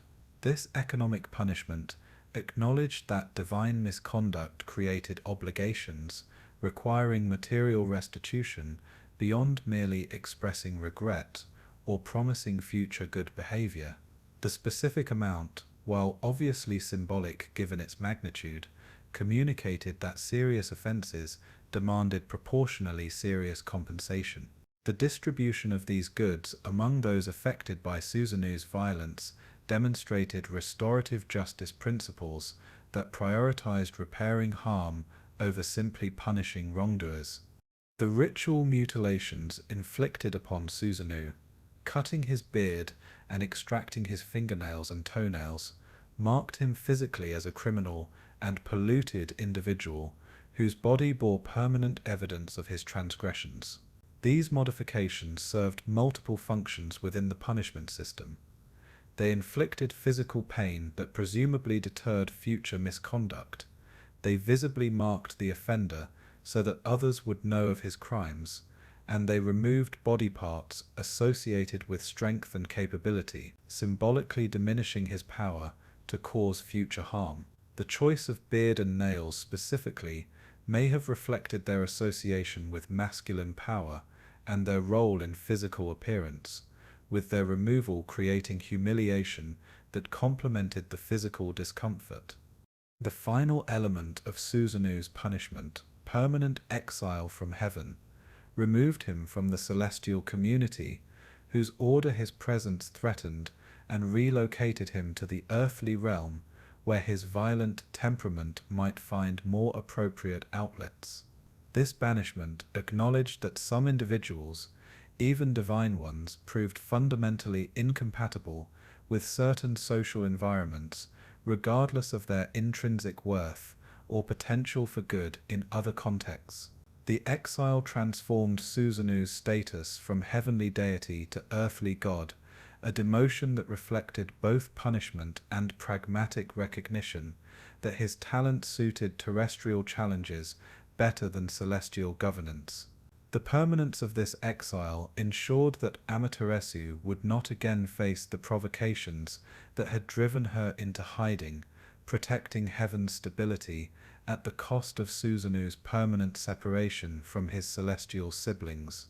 The pacification of the earthly realm and the establishment of divine rule over Japan required a campaign that the texts describe as yielding the land, a process combining military conquest, diplomatic negotiation, and supernatural intimidation to convince the earthly kami to acknowledge Amaterasu's supreme authority. The goddess's determination to extend her governance from heaven to earth reflected both practical concerns about ensuring stable food supplies for the celestial population and ideological commitments to universal order under her ultimate sovereignty. The campaign's focus on the Izanagi region, where powerful earthly deities had established their own authority independent of heavenly oversight, created conflict between celestial and terrestrial divine factions whose resolution would determine Japan's cosmic and political structure. The heavenly deities' initial attempts to assert control over the earthly realm employed increasingly powerful emissaries whose missions ended in failure, defection, or compromise with the very forces they were meant to subjugate. Ame no Hohi, the first messenger sent to convince Okuninushi to yield his authority to Amaterasu, instead became so impressed with the earthly deity's governance that he served him for 3 years without sending reports back to heaven. This defection demonstrated that Okuninushi's rule possessed sufficient legitimacy and effectiveness to convert even heavenly representatives to his cause, creating a crisis of confidence in Amaterasu's court about the viability of forcing regime change on a population satisfied with their current ruler. Okuninushi, the great lord of the land, ruled the earthly realm with authority derived from his own accomplishments and the loyalty of local kami rather than from heavenly appointment or Amaterasu's blessing. This deity, descended from Susanoo through a complex genealogy involving multiple marriages and supernatural births, had unified the land through a combination of agricultural development, medical knowledge, and diplomatic skill that earned him widespread reverence. His establishment of civilization, teaching humans farming techniques, healing arts, and social organization, created legitimate authority rooted in beneficial governance rather than mere force or divine mandate.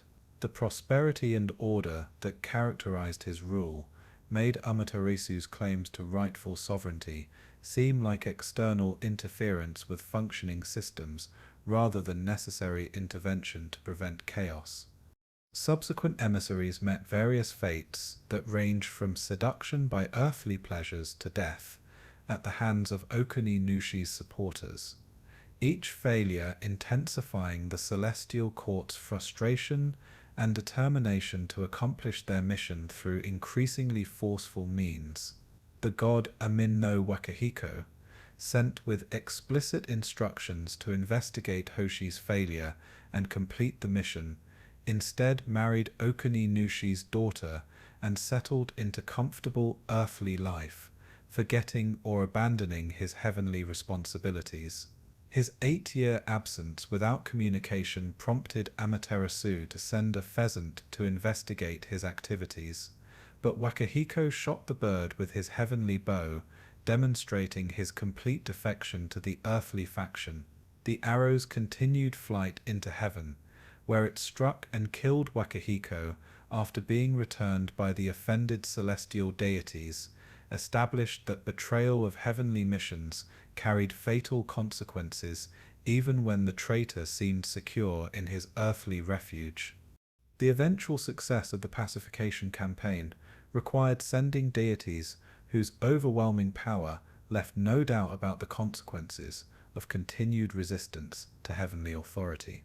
Take Mikazuchi and Futsunushi, warrior gods whose martial prowess exceeded all earthly opponents, descended to Izumo with explicit authorization to use whatever force proved necessary to secure Okanushi's submission. Their arrival at Inasa Beach, where they thrust a massive sword point first into the sand and sat cross-legged atop its handle, while issuing their ultimatum, demonstrated intimidation tactics designed to make resistance seem futile.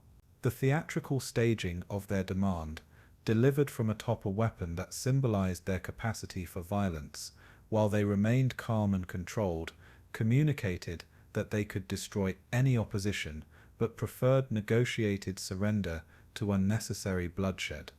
Okuninushi's response to this ultimatum demonstrated political wisdom that recognized when continued resistance would produce only catastrophic defeat without possibility of victory. Rather than immediately capitulating or foolishly fighting, he requested time to consult his sons who held significant authority in their own right and whose cooperation would be necessary for any agreement's effective implementation. This delay served multiple purposes. It acknowledged that he did not rule alone but governed through familial alliances requiring consultation. It provided opportunity to assess the heavenly warriors' actual capabilities versus their theatrical display, and it created space for negotiating terms rather than simply accepting whatever conditions the conquerors chose to impose. Okaninushi's negotiated surrender included conditions that preserved his dignity and ensured his continued veneration despite yielding political authority to Amaterasu's representatives. He demanded the construction of a grand shrine rivaling heavenly palaces in scale and magnificence, where he would be worshipped with elaborate rituals, acknowledging his role in civilizing the land and his magnanimous surrender that had prevented catastrophic warfare. This shrine, constructed at Izumo and maintained through imperial support, became one of Japan's most important religious sites and a pilgrimage destination for those seeking blessings related to relationships, agriculture, and medicine. The domains where Okaninushi's beneficial governance had been most evident. Take Minakata's flight after his defeat, pursued by Takamikazuchi across the land until he reached Lake Suwa, where he begged for mercy, established the geographical limits of resistance, and the futility of avoiding heavenly authority through mere relocation. His promise to never leave the lake area in exchange for his life created the conditions for his worship at Suwa Shrine, transforming a defeated enemy into a local deity whose submission to heavenly authority legitimized the new order. This pattern of incorporating defeated earthly deities into the religious system under Amaterasu's ultimate sovereignty enabled the pacification campaign to achieve comprehensive success without requiring the complete destruction of local religious traditions and the chaos such destruction would create. The resistance offered by Takeminakata, Okuninushi's son, and a deity of tremendous physical strength, tested whether the heavenly warriors' confidence matched their actual combat capabilities. This young god's challenge to Takeminakazuchi for a trial of strength suggested that earthly deities retained hope that raw power might overcome the disciplined martial skill that characterized heavenly warriors. The wrestling match that ensued, described as Japan's first sumo contest, demonstrated decisively that Takeminakazuchi's divine strength exceeded even Takeminakata's formidable capabilities.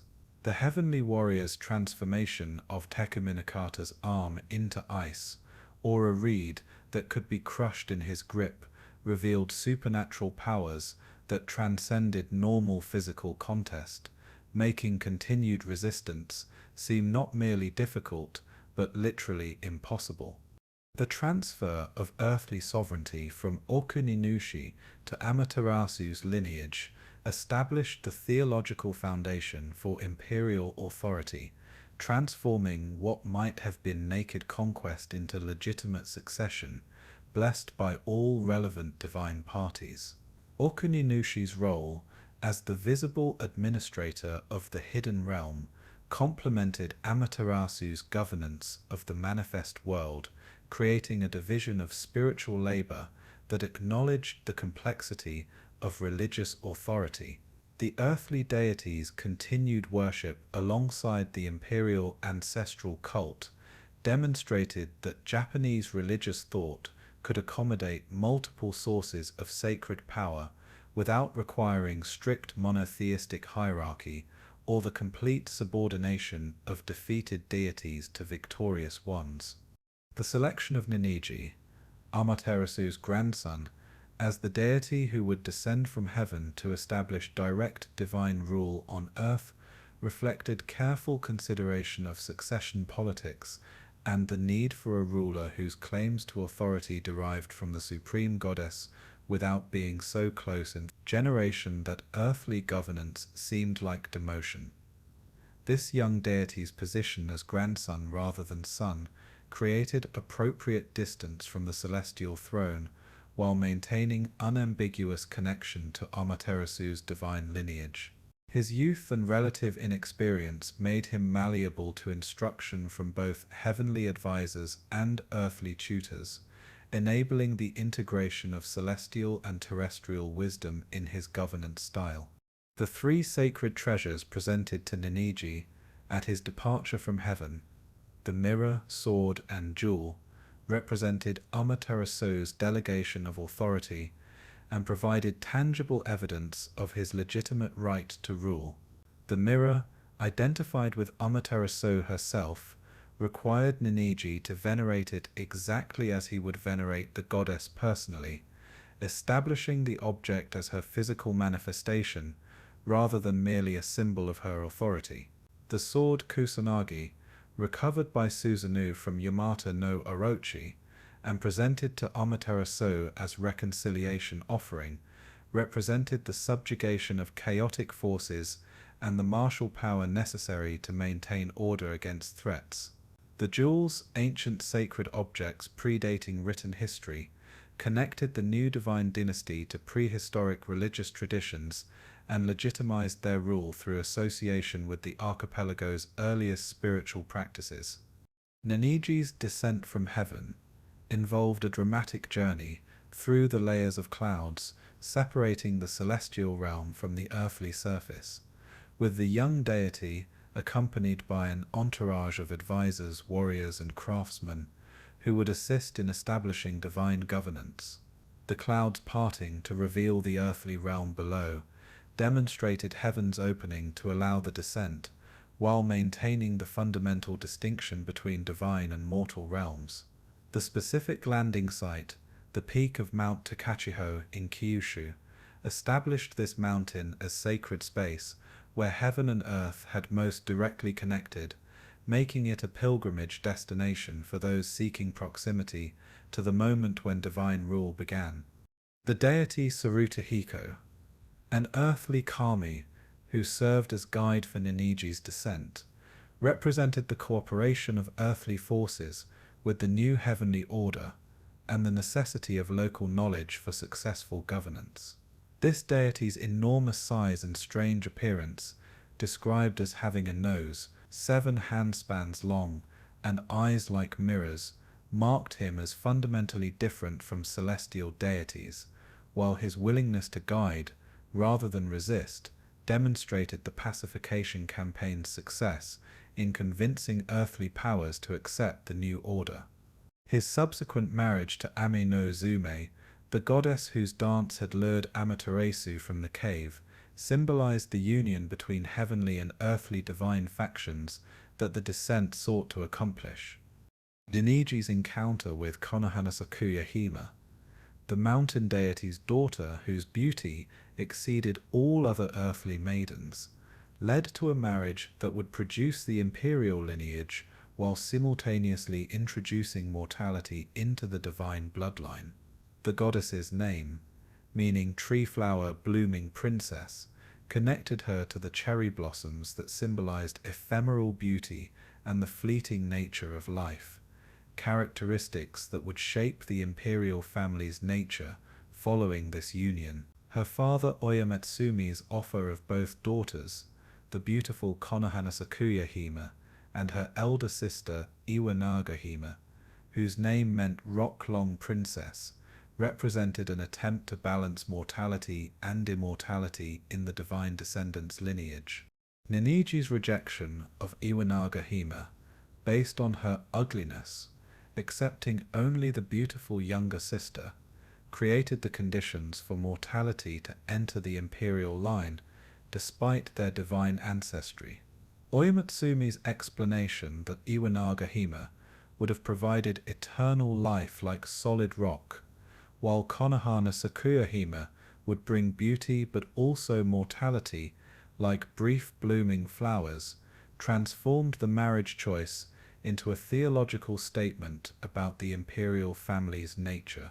Their decision to prioritize beauty over permanence reflected human values and established the emperors as beings who combined divine descent with human mortality, powerful enough to rule, but subject to death like their subjects.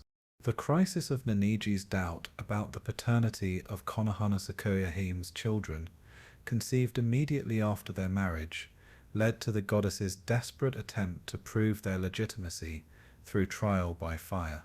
Her construction of a sealed parturition hut that she set ablaze while giving birth demonstrated her confidence that divine offspring could survive flames that would consume mortal children born from human fathers. The successful birth of 3 sons despite the inferno surrounding them vindicated Konohana Sakuya Hime's honor, while establishing fire as a test of divine legitimacy. This ordeal introduced themes of purity, legitimacy, and the necessity of proof that would recur throughout Japanese dynastic history, where questions of succession and proper lineage could determine the realm's fate. Yamato Takeru's emergence as Japanese mythology's greatest hero combined divine ancestry with human vulnerability, creating a figure whose extraordinary accomplishments coexisted with tragic flaws and an ultimately doomed fate. Born as the twin sons of Emperor Keiko, with Yamato Takeru initially named Osu, this prince distinguished himself through violent precocity that simultaneously demonstrated his martial prowess and his problematic inability to moderate his strength according to circumstance.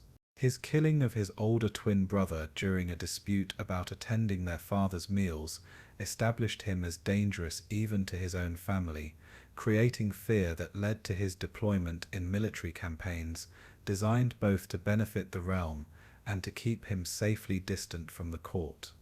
The emperor's assignment of Yamato Takeru to subjugate the Kumaso rebels in southern Kyushu tested whether the violent young prince could channel his destructive tendencies toward useful purposes rather than familial violence. The prince's approach to this mission demonstrated cunning alongside ferocity, as he recognized that direct assault against the well-fortified Kumaso stronghold would likely fail despite his considerable strength. His decision to employ deception rather than frontal attack showed tactical flexibility that complemented his physical capabilities, making him not merely strong, but intelligent in applying his strengths to overcome opponents who held advantages in position or numbers. Yamato Takeru's disguise as a beautiful maiden enabled him to infiltrate the Kumaso brothers' celebration feast, where their guard would be lowered by alcohol and entertainment. The prince's cross-dressing, while serving practical purposes of deception, also demonstrated his willingness to temporarily abandon masculine presentation when necessary to accomplish his mission. His female guise proved so convincing that the Kumaso leaders invited her to sit between them during the feast, providing close proximity that would enable sudden violence when the moment arrived. This use of gender performance as tactical weapon established the prince as someone whose dedication to victory exceeded conventional concerns about maintaining consistent gender presentation. The assassination of the Kumaso brothers proceeded with brutal efficiency, as Yamato Takeru seized the moment when his targets were most vulnerable, drunk, relaxed, and completely unprepared for violence from the beautiful maiden they had welcomed into their intimate circle. His sudden drawing of a hidden blade and stabbing of the elder brother demonstrated the lethal combination of surprise and skill that made him such a formidable warrior. The younger brother's attempt to flee proved futile as the prince pursued and stabbed him from behind, mortally wounding the rebel leader before he could escape to raise an alarm or organize defense. The dying Kumaso leader's recognition of his killer's true identity and his bestowal of the name Yamato Takeru, meaning brave one of Yamato, transformed the assassination from mere murder into a heroic deed, acknowledged even by its victim. This naming by a defeated enemy carried particular weight in establishing the prince's reputation, as it suggested that his courage and skill commanded respect even from those he killed.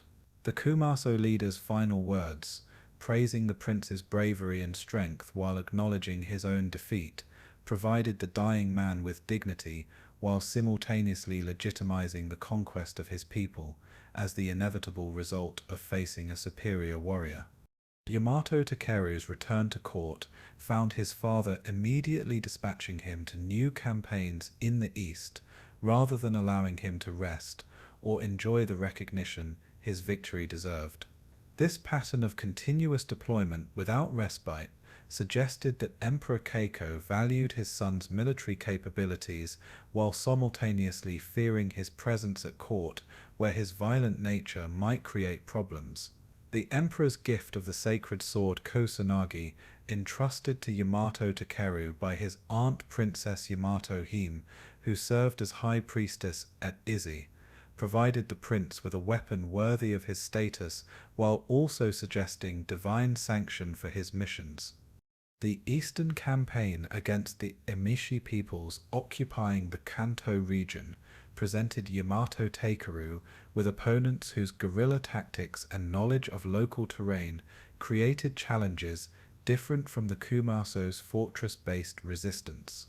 These campaigns took the prince through territories where local deities and hostile humans alike threatened his mission, requiring him to employ both martial skill and supernatural assistance to overcome obstacles that exceeded purely military challenges. His reliance on Kusanagi's magical properties during moments of greatest danger demonstrated that even the greatest heroes required divine support to survive and succeed in their missions. The treacherous ambush at Sagami, where hostile locals set fire to the grassland surrounding Yamato Takeru, created the crisis that revealed Kusanagi's true magical nature. The flames' rapid approach from all sides threatened to immolate the prince and his retinue, creating a trap where strength and courage seemed irrelevant against environmental dangers that cared nothing for martial prowess. Yamato Takeru's desperate use of Kusanagi to cut down the burning grass around him discovered the sword's ability to control wind, enabling him to turn the flames back toward those who had set them. This revelation transformed the weapon from merely an exceptionally sharp blade into a magical tool whose powers exceeded normal physical capabilities, explaining its sacred status and its preservation as one of the imperial regalia. The prince's marriage to Princess Otatachibana during his eastern campaigns provided him with companionship and emotional support that tempered his violent tendencies with gentler human connections. This princess's dedication to her husband would ultimately manifest in supreme sacrifice when their sea crossing encountered supernatural storms that threatened to sink their vessel and drown everyone aboard. The storm deity's demand for a human sacrifice to calm the waves created a crisis where the mission's success required someone's death, testing the expedition members' courage and dedication to their prince and their cause. Otatachibana's voluntary self-sacrifice, leaping into the raging sea to appease the storm deity's anger, demonstrated love and loyalty that transcended self-preservation.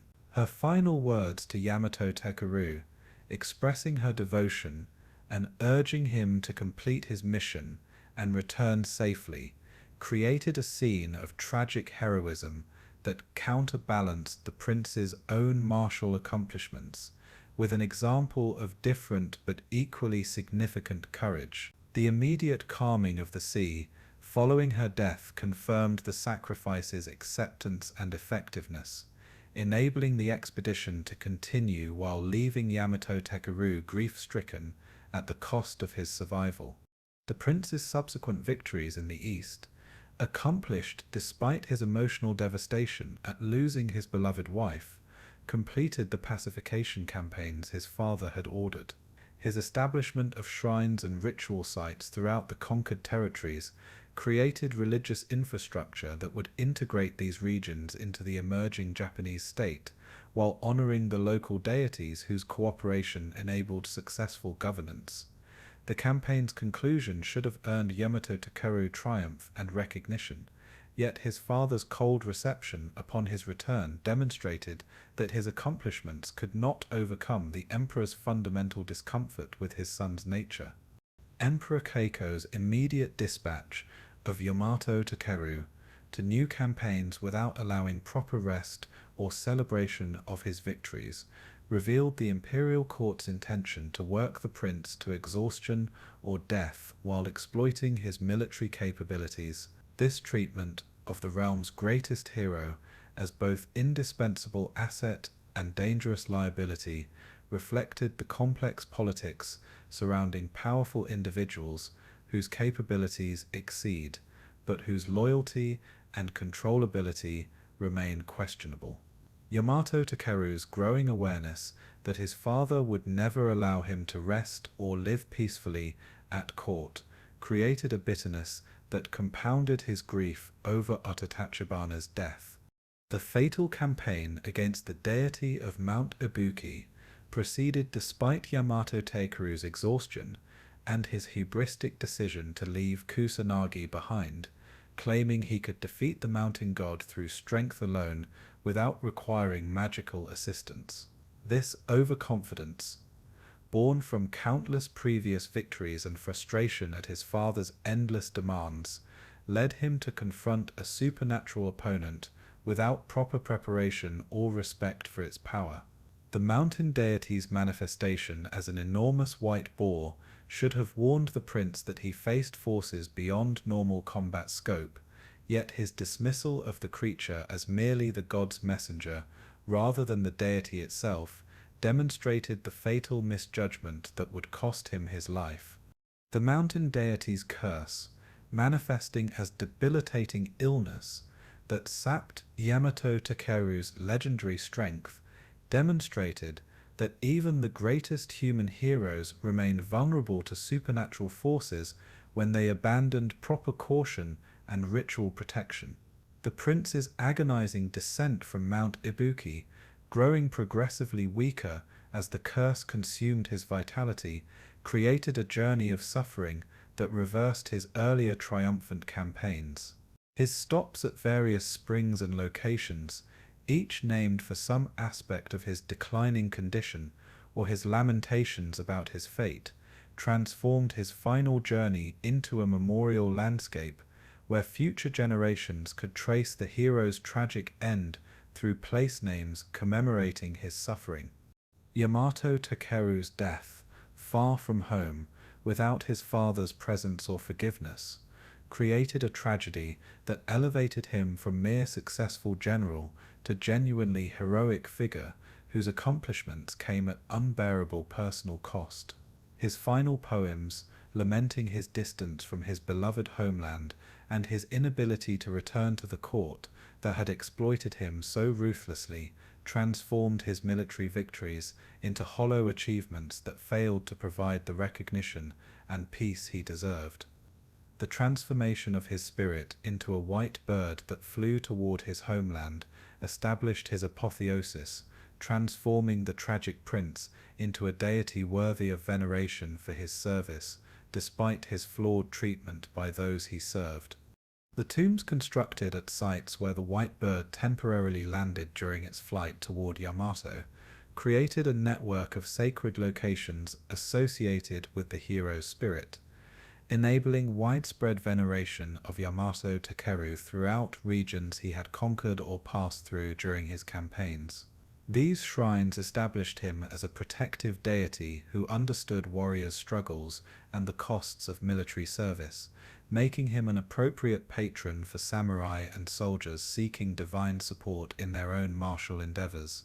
His cult's persistence throughout Japanese history demonstrated that his tragic story resonated more powerfully than simple tales of unambiguous triumph would have, speaking to human experiences of unfair treatment, exhausting demands, and the frequent inadequacy of recognition for sacrifices made in service to others. Ryujin, the Dragon King who ruled the ocean's depths from his magnificent palace, constructed from precious corals and glittering jewels, embodied the sea's tremendous power and its capacity for both beneficence and destruction. This deity's control over tides, currents, and marine life made him essential to the welfare of island-dwelling Japanese populations whose survival depended on successful fishing and safe maritime travel. His palace, described in the texts as surpassing any earthly construction in beauty and luxury, existed in a timeless realm beneath the waves, where supernatural beings dwelt in splendor that reflected the ocean's hidden wealth and mystery. The palace's architectural marvels included gates guarded by fierce creatures, halls built from rare materials that never corroded despite constant submersion, and gardens containing supernatural plants that bloomed with flowers of every season simultaneously. This last detail established the underwater realm as existing outside normal temporal progression, where past, present, and future coexisted without the linear succession that characterized terrestrial existence. The palace's liberation from time's constraints made it simultaneously attractive and dangerous to mortal visitors, who might spend what seemed like days in its timeless halls, only to return to the surface and discover that decades or centuries had passed. The tide jewels, among Ryujin's most precious possessions, possessed the power to control the ocean's movements with precision exceeding natural tidal patterns.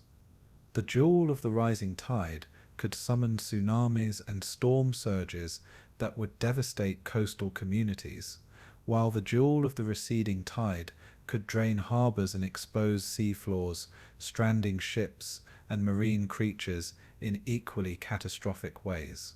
These objects' existence established that natural phenomena like tides resulted from supernatural will rather than merely physical forces, requiring proper ritual attention to ensure the ocean's cooperation with human activities rather than its active opposition.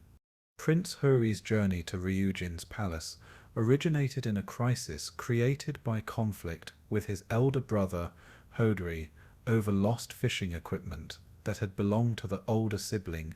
This dispute between brothers whose names meant Fire Shine and Fire Fade reflected their different primary activities, Hodori as fisherman and Huri as hunter, and the economic specialization that characterized Japanese coastal communities. The loss of Hodori's precious fish hook during Huri's unsuccessful attempt to fish, combined with his inability to recover or replace it, despite crafting 500 substitutes, created a debt and obligation that could not be satisfied through normal means.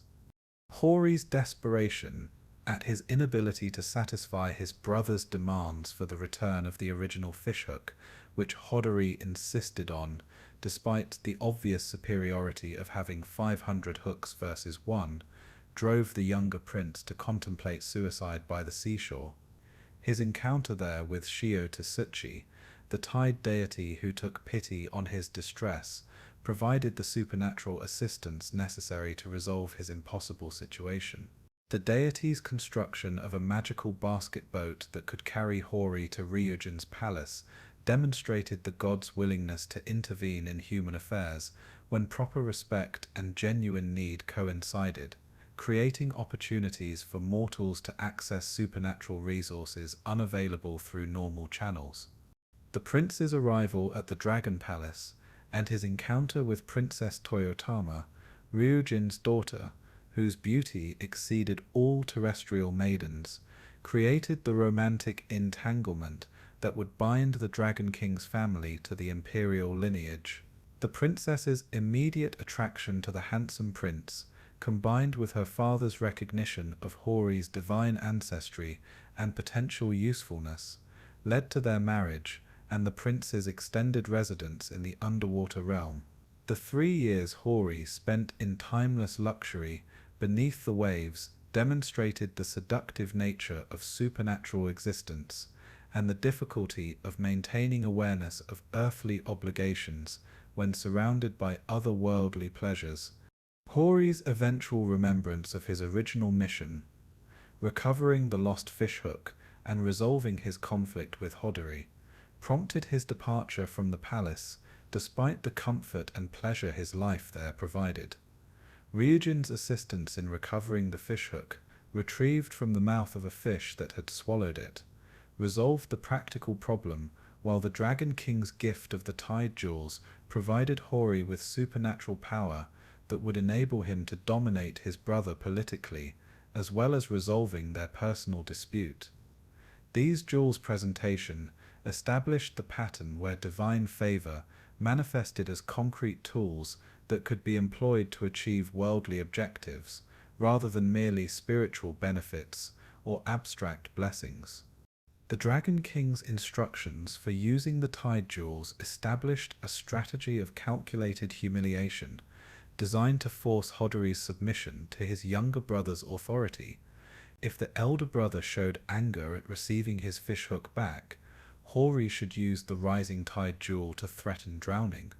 When Hodori apologized and submitted, the Receding Tide Jewel would spare his life while demonstrating the younger brother's supernatural superiority. This plan's psychological sophistication acknowledged that dominance required not merely defeating opponents, but forcing them to acknowledge their submission and accept permanent subordinate status. The Tide Jewel's power made resistance futile, as Hodori could never overcome supernatural forces, regardless of his physical strength or legitimate grievances about losing his original dispute with his brother.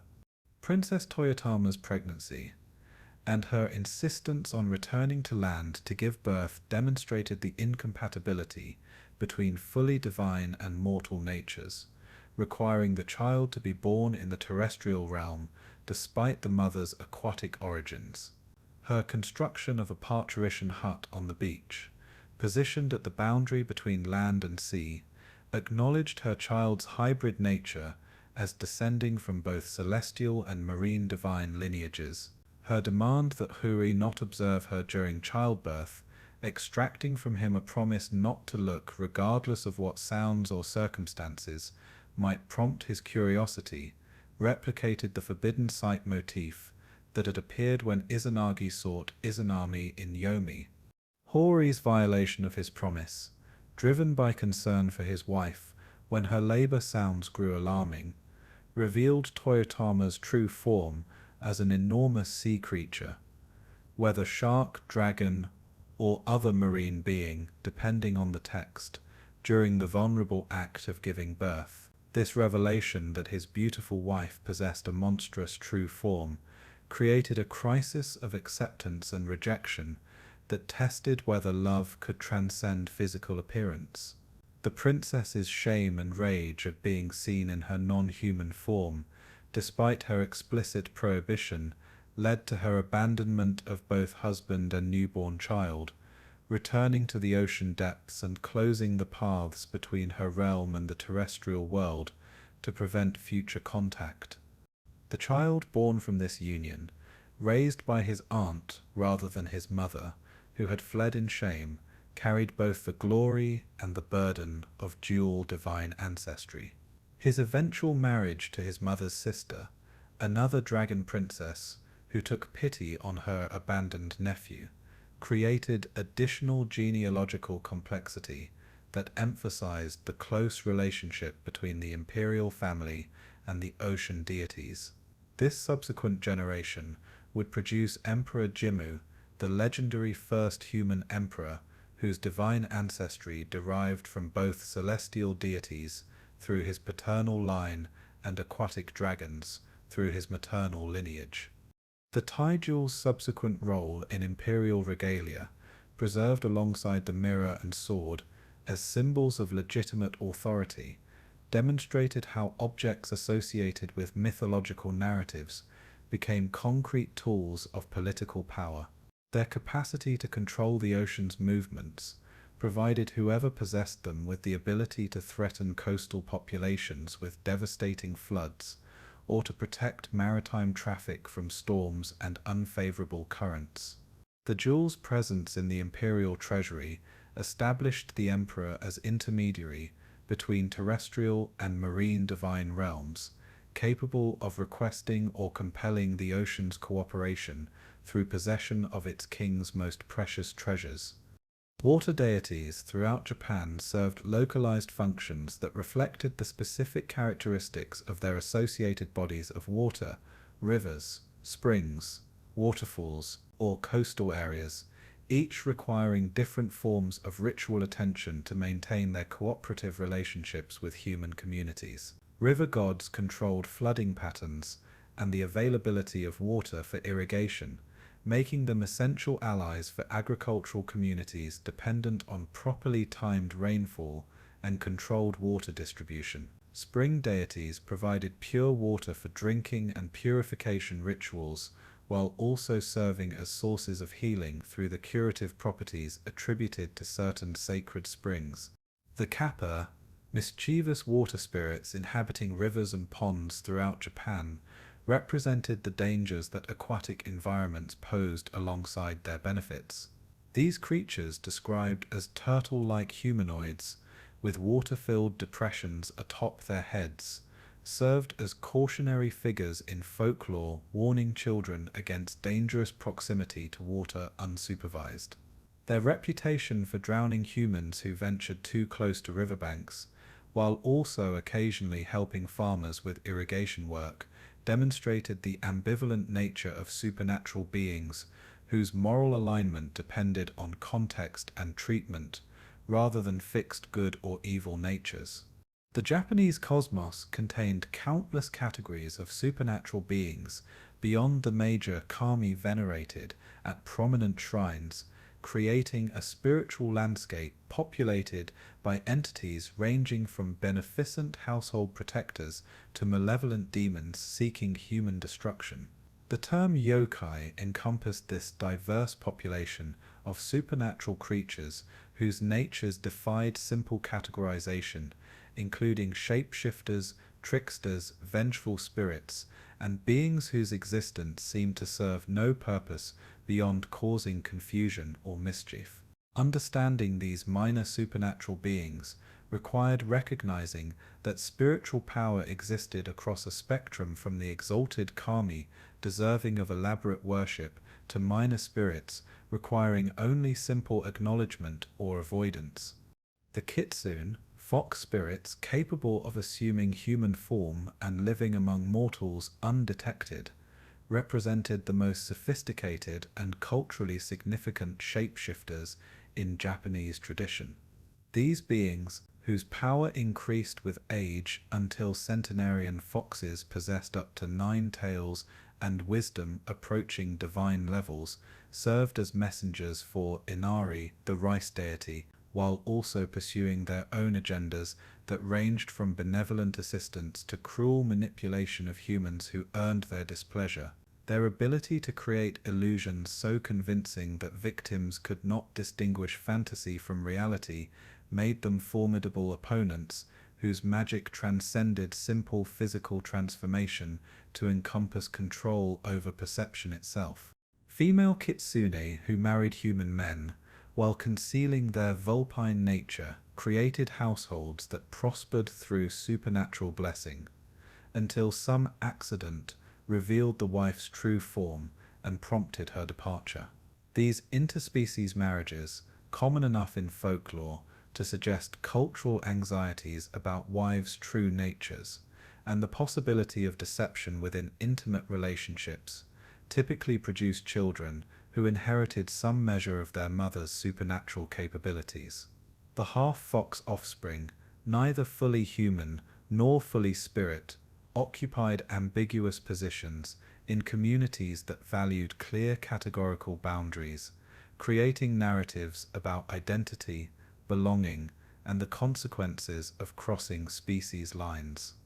The tanuki, raccoon dogs whose shape-shifting abilities rivaled those of kitsune, though their temperament tended toward buffoonery rather than sophistication, served as trickster figures whose pranks rarely caused serious harm, despite creating temporary confusion or embarrassment. These creatures' love of sake and tendency to become drunk made them sympathetic figures whose supernatural capabilities seemed wasted on frivolous pursuits rather than meaningful objectives. Their transformation magic, while powerful, often failed at crucial moments due to their inability to maintain concentration while intoxicated, creating folklore where clever humans could outwit supernatural beings through exploiting their predictable weaknesses. The tengu, bird-like or long-nosed humanoid creatures inhabiting mountains and forests, occupied an ambiguous position between divine protectors of sacred spaces and mischievous kidnappers who abducted humans for training in martial or magical arts. Their association with warrior training made them patrons of martial arts practitioners who sought supernatural instruction to exceed normal human limitations. The tengu's pride and quick temper meant that disrespect or arrogance from humans could provoke violent retaliation, yet those who approached them with proper humility might receive teachings that would transform competent warriors into legendary masters, whose skills seemed to transcend normal human capabilities. The Yamabiko, mountain echo spirits, whose voices repeated sounds heard in remote valleys, represented attempts to explain natural phenomena through supernatural agency while simultaneously creating entities that could be propitiated for safe mountain passage.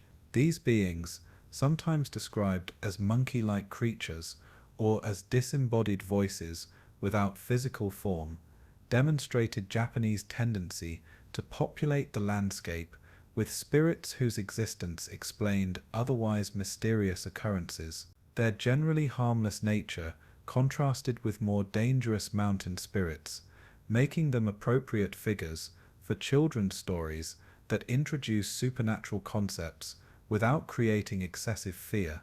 The Yuki Onna, snow women whose beautiful appearances concealed their deadly natures as harbingers of freezing death, embodied the dangers of winter storms and the seductive quality of hypothermia that made freezing to death reportedly pleasant in its final stages. These spirits appeared to travelers caught in blizzards, sometimes as beautiful women seeking shelter or offering assistance, other times as terrifying figures whose icy breath could freeze victims instantly. The variation in their behavior, sometimes merciful and sometimes cruel, reflected the unpredictable nature of winter weather that could shift from manageable to deadly with frightening speed. The Oni, horned demons typically depicted with red or blue skin and wielding iron clubs, served as embodiments of evil and chaos, requiring constant vigilance from humans and gods alike. These creatures' association with thunder, disease, and natural disasters, established them as supernatural explanations for catastrophic events beyond human control or prevention. Their vulnerability to certain substances, like roasted soybeans, which could drive them away when thrown during Setsuban ceremonies, provided humans with ritual tools for protecting themselves against demonic influence during vulnerable transitional periods, like the change of seasons. But Tsukumogami, animated objects that gained sentience and supernatural power after existing for 100 years, reflected beliefs that even inanimate items possessed spiritual essence that could develop consciousness through long association with human life. These object spirits ranged from helpful household protectors to vengeful entities angry about neglect or improper disposal, creating incentives for treating possessions with respect and performing proper rituals when discarding old items. The concept acknowledged that long-used objects absorbed something of their user's essence, making them repositories of memory and relationship that deserved recognition beyond their material utility. Household kami served as localized protective spirits, whose domains encompassed specific residences and the families inhabiting them, requiring regular offerings and respectful treatment to maintain their beneficial influence. These deities, often ancestral spirits or minor kami, who had attached themselves to particular locations, oversaw daily activities from cooking to sleeping, providing blessings for domestic harmony, while punishing neglect through minor misfortunes that reminded residents of their obligations. The household shrine, whether elaborate or simple, served as the focus for these relationships, providing a designated space where family members could communicate with their protective spirits. The Kamado-gami, deity of the hearth and cooking fire, occupied a particularly important position among household spirits due to fire's essential role in food preparation and its constant danger to wooden structures. This deity's favor ensured successful cooking and protection from accidental fires, while neglect or disrespect could result in burnt meals or catastrophic conflagrations that destroyed homes and threatened lives. The practice of thanking the hearth deity after meals and offering it first portions of particularly good food maintained the relationship that protected families from one of the most common and devastating household dangers. Agricultural spirits associated with specific crops or farming activities required seasonal attention that aligned with cultivation cycles, creating a ritual calendar that structured rural life around supernatural relationships. Rice field deities received offerings at planting, during growth periods, and especially at harvest when successful crops demonstrated divine favor and human cooperation. These Tano kami would migrate between mountains and paddies according to season, descending to rice fields in spring to oversee planting and returning to mountains in autumn after harvest completion, requiring rituals that acknowledged their movements and thanked them for their protective presence during the growing season.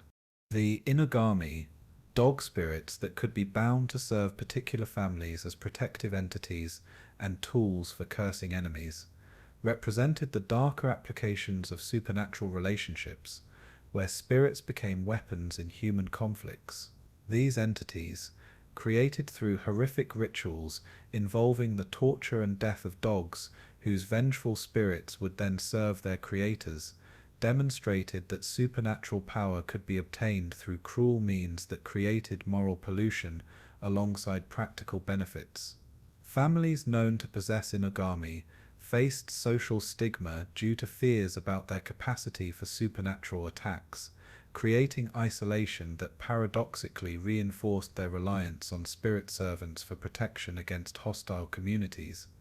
The poverty gods, deities whose presence brought misfortune and economic hardship to households, unlucky enough to attract their attention, required careful rituals designed to encourage their departure without offending them enough to prompt vengeful persistence. These beings' attraction to lazy or careless households created folklore that reinforced values of cleanliness, industry, and proper maintenance of property as essential for prosperity. The various strategies for removing poverty gods once they had taken residence, from elaborate ceremonies to simple insults designed to offend them into leaving, demonstrated cultural creativity in addressing misfortune through supernatural frameworks that provided agency and hope to those suffering economic difficulties. The classification of yokai and minor spirits demonstrated Japanese cultural tendency towards systematic organization of even chaotic supernatural phenomena, creating taxonomies that grouped entities by habitat, behavior, or appearance.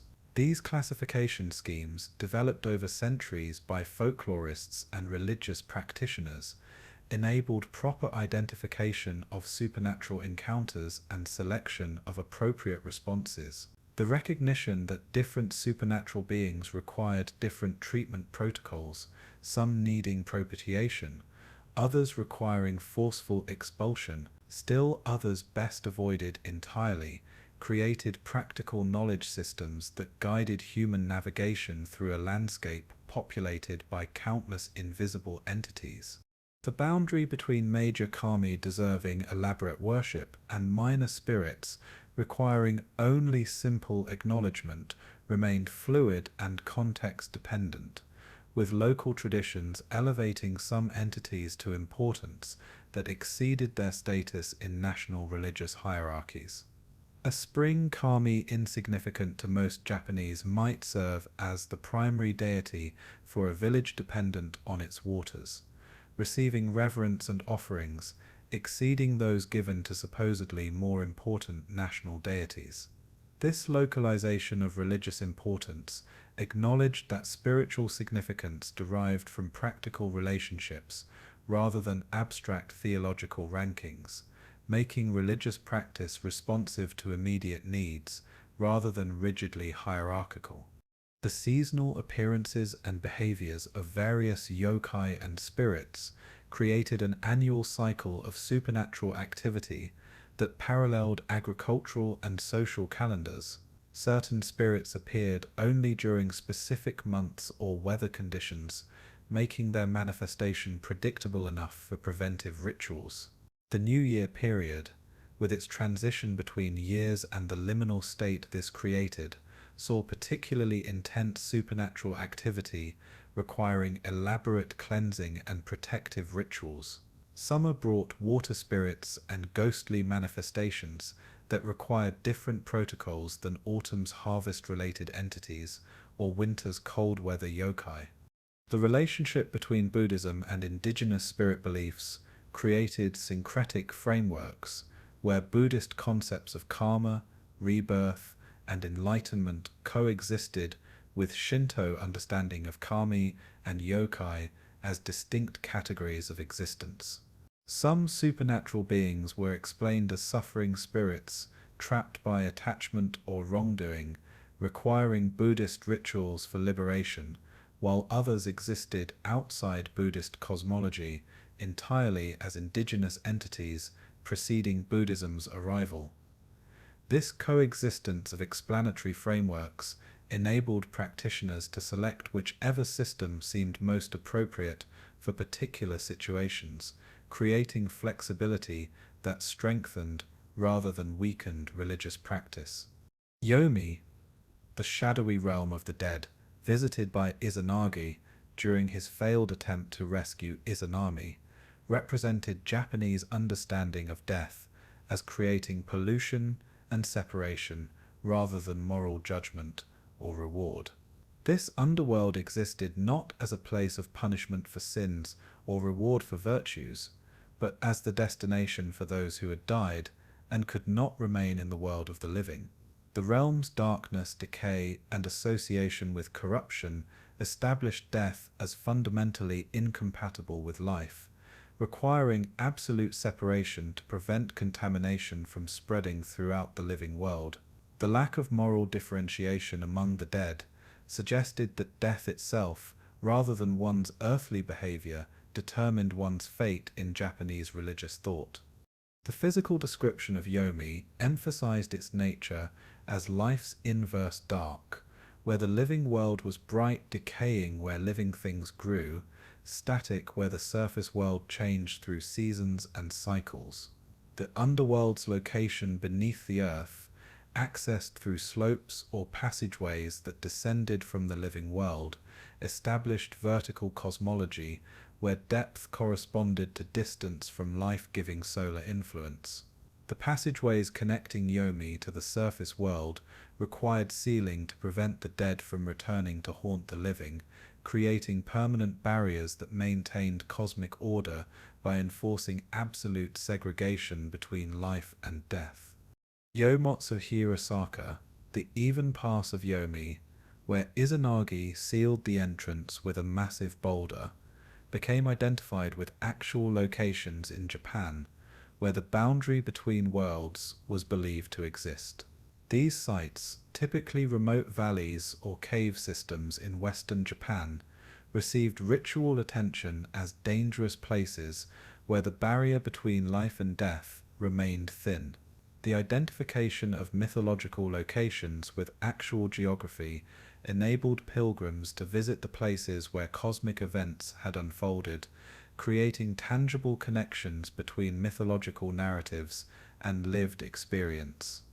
The food taboo preventing Izanami's return after consuming Yomi's sustenance established a pattern where eating bound one to a realm by transforming one's substance to match that location's essential nature.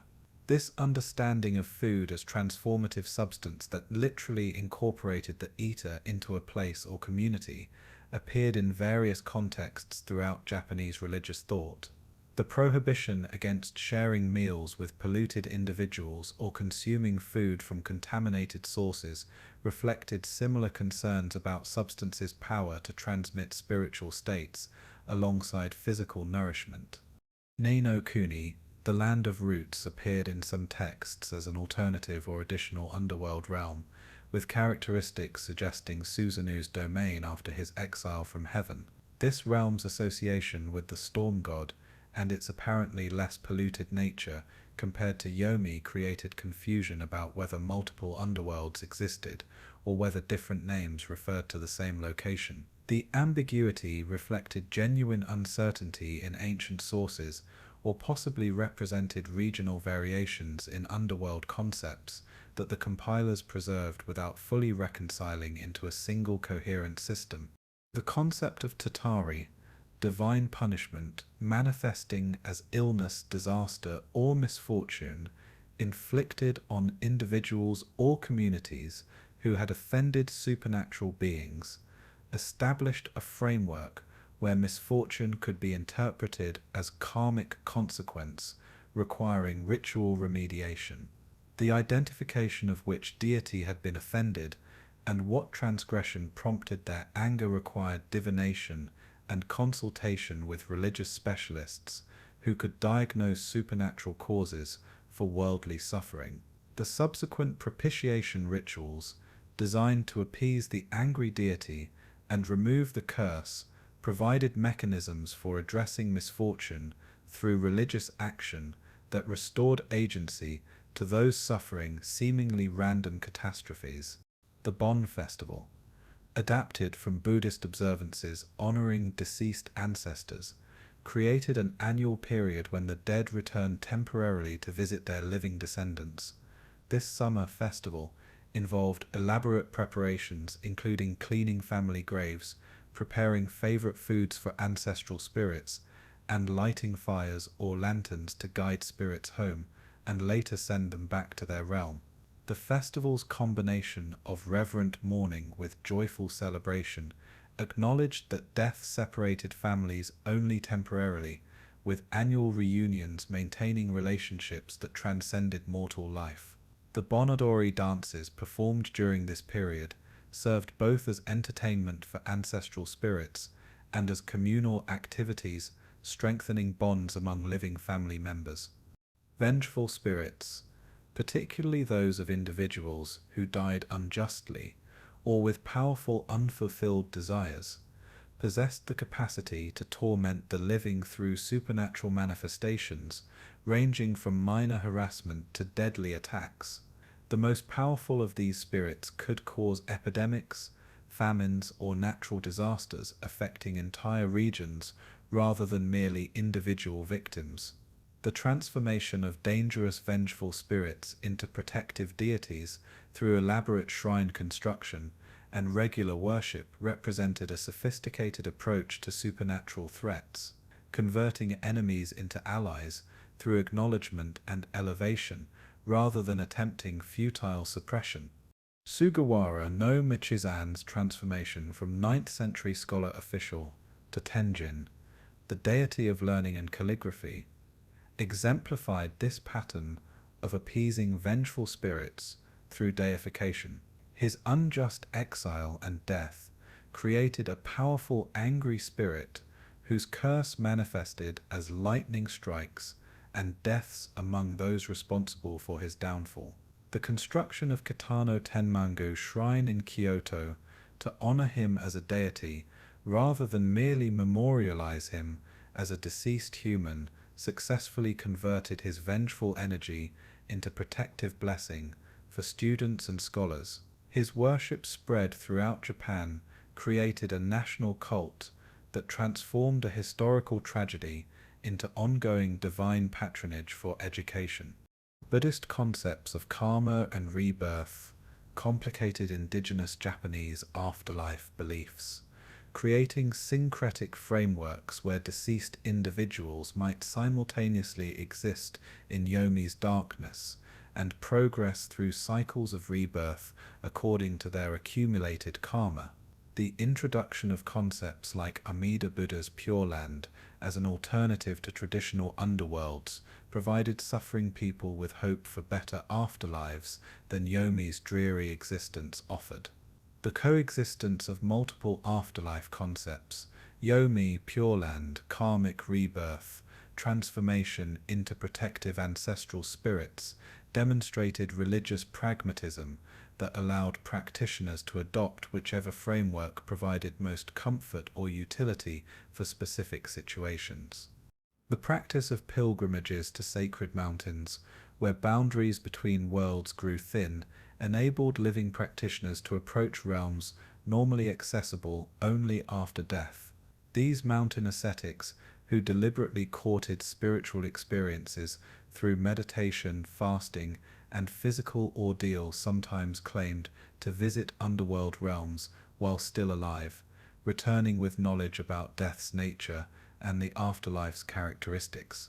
Their experiences, whether genuine spiritual encounters or hallucinatory products of extreme ascetic practices, influenced popular understanding of post-mortem existence while providing religious specialists with authority derived from direct supernatural experience. Mount Fuji's perfect volcanic cone, rising 12,388 feet above sea level, established it as Japan's most recognizable sacred mountain and a site where Earth met heaven through vertical proximity that transcended normal geographical relationships. The mountain's divine inhabitant, the goddess Konohana Sakuyahime, whose fiery trial during childbirth connected her to volcanic power, received worship from pilgrims who climbed the mountain's slopes, seeking spiritual purification and proximity to divine presence. The climbing season's restriction to summer months, when snow and ice retreated sufficiently to enable safe ascent, created an annual pilgrimage cycle that structured religious calendars and provided clear markers for seasonal transitions. The mountain's role in artistic and literary traditions extended beyond religious significance to establish Fuji as a symbol of Japanese national identity and natural beauty. Hokusai's famous woodblock prints depicting the mountain from various perspectives, alongside countless poems celebrating its majesty, demonstrated how sacred geography influenced aesthetic traditions and cultural self-understanding. The mountain's appearance on currency and in commercial imagery domesticated its sacred power for secular purposes, while simultaneously maintaining public awareness of its religious importance. Is Grand Shrine, dedicated to Amaterasu and housing the sacred mirror that served as the goddess's physical manifestation, occupied the supreme position among Japanese religious sites as the spiritual heart of Shinto tradition and the imperial family's ancestral shrine.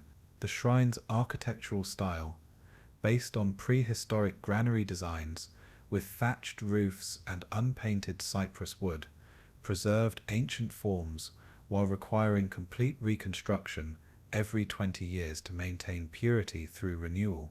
This Shikonin Sengu ceremony, involving the disassembly of old buildings and construction of exact replicas on adjacent sites, represented the most elaborate expression of Japanese religious emphasis on impermanence and the necessity of constant renewal to maintain spiritual vitality. The restricted access to Izi's inner sanctum, where the sacred mirror resided in darkness, viewed by only the highest priests and imperial family members, created graduated levels of sacred space that most worshippers could approach but never fully enter. This hierarchical accessibility reflected social stratification while simultaneously acknowledging that holiest objects required protection from profaning exposure to unworthy viewers. The mirror's concealment ensured that its power derived from faith rather than visual spectacle, making it a god object whose significance transcended its physical properties to embody divine presence that could not be compromised by material examination. Izumo Taisha, second only to Ise in religious significance, maintained traditions celebrating Okuninushi's role in establishing civilization and his magnanimous surrender of earthly sovereignty to Amaterasu's lineage. The shrine's enormous Shimanoa rope, weighing several tons and requiring periodic replacement through community effort, demonstrated the scale of devotion directed toward the deity who had unified the land before heavenly intervention. The shrine's associations with relationships, matchmaking, and community harmony reflected Okuninushi's character as a civilizing deity whose governance had emphasized prosperity and social cohesion rather than martial conquest. Kumano Sanzan. The three grand shrines of Kumano, connected by ancient pilgrimage routes through mountainous terrain, created sacred geography that required physical ordeal to access spiritual benefits. The pilgrimage's difficulty, involving multiple days of walking through challenging terrain, ensured that reaching the shrines required dedication and endurance that demonstrated sincere religious commitment. The route's association with death and rebirth, symbolized through passage across rivers and through dense forests, transformed the journey into a spiritual death and resurrection that prepared pilgrims for encountering the powerful deities inhabiting these remote sacred precincts. The three imperial regalia, mirror, sword, and jewel, served as tangible proof of imperial legitimacy through their mythological origins and divine bestowment upon Ninigi during his descent from heaven. The mirror's identity with Amaterasu herself made it the supreme symbol, while the sword Kusanagi represented martial power and the subjugation of chaos exemplified by Yamata no Orochi's defeat. The curved jewels, predating written history and carrying associations with prehistoric religious traditions, connected the imperial line to Japan's earliest inhabitants and legitimized their rule through continuity with ancient practices. The regalia's physical existence, whether the actual objects or ritual substitutes, provided concrete evidence for mythological narratives that might otherwise seem like mere stories without material reality. Torii gates marking transitions from profane to sacred space created visible boundaries between ordinary landscape and areas under divine jurisdiction. These distinctive vermilion structures, typically featuring two vertical posts supporting two horizontal crossbeams, appeared at shrine entrances and occasionally in natural settings, marking particularly sacred locations. Their passage required appropriate mental and behavioral shifts from worldly concerns to religious attention, making physical architecture reinforce psychological transitions necessary for proper worship. The gate's distinctive appearance, instantly recognizable as marking Shinto sites, provided visual continuity across thousands of individual shrines while allowing local variation in size, materials, and decorative details. Sacred ropes, Shimenawa, marked specific trees, rocks, or structures as particularly holy objects requiring special reverence and protection from pollution. These braided rice straw ropes, often decorated with white paper streamers called shide, created barriers that prevented casual contact with sacred objects while identifying them for proper ritual attention.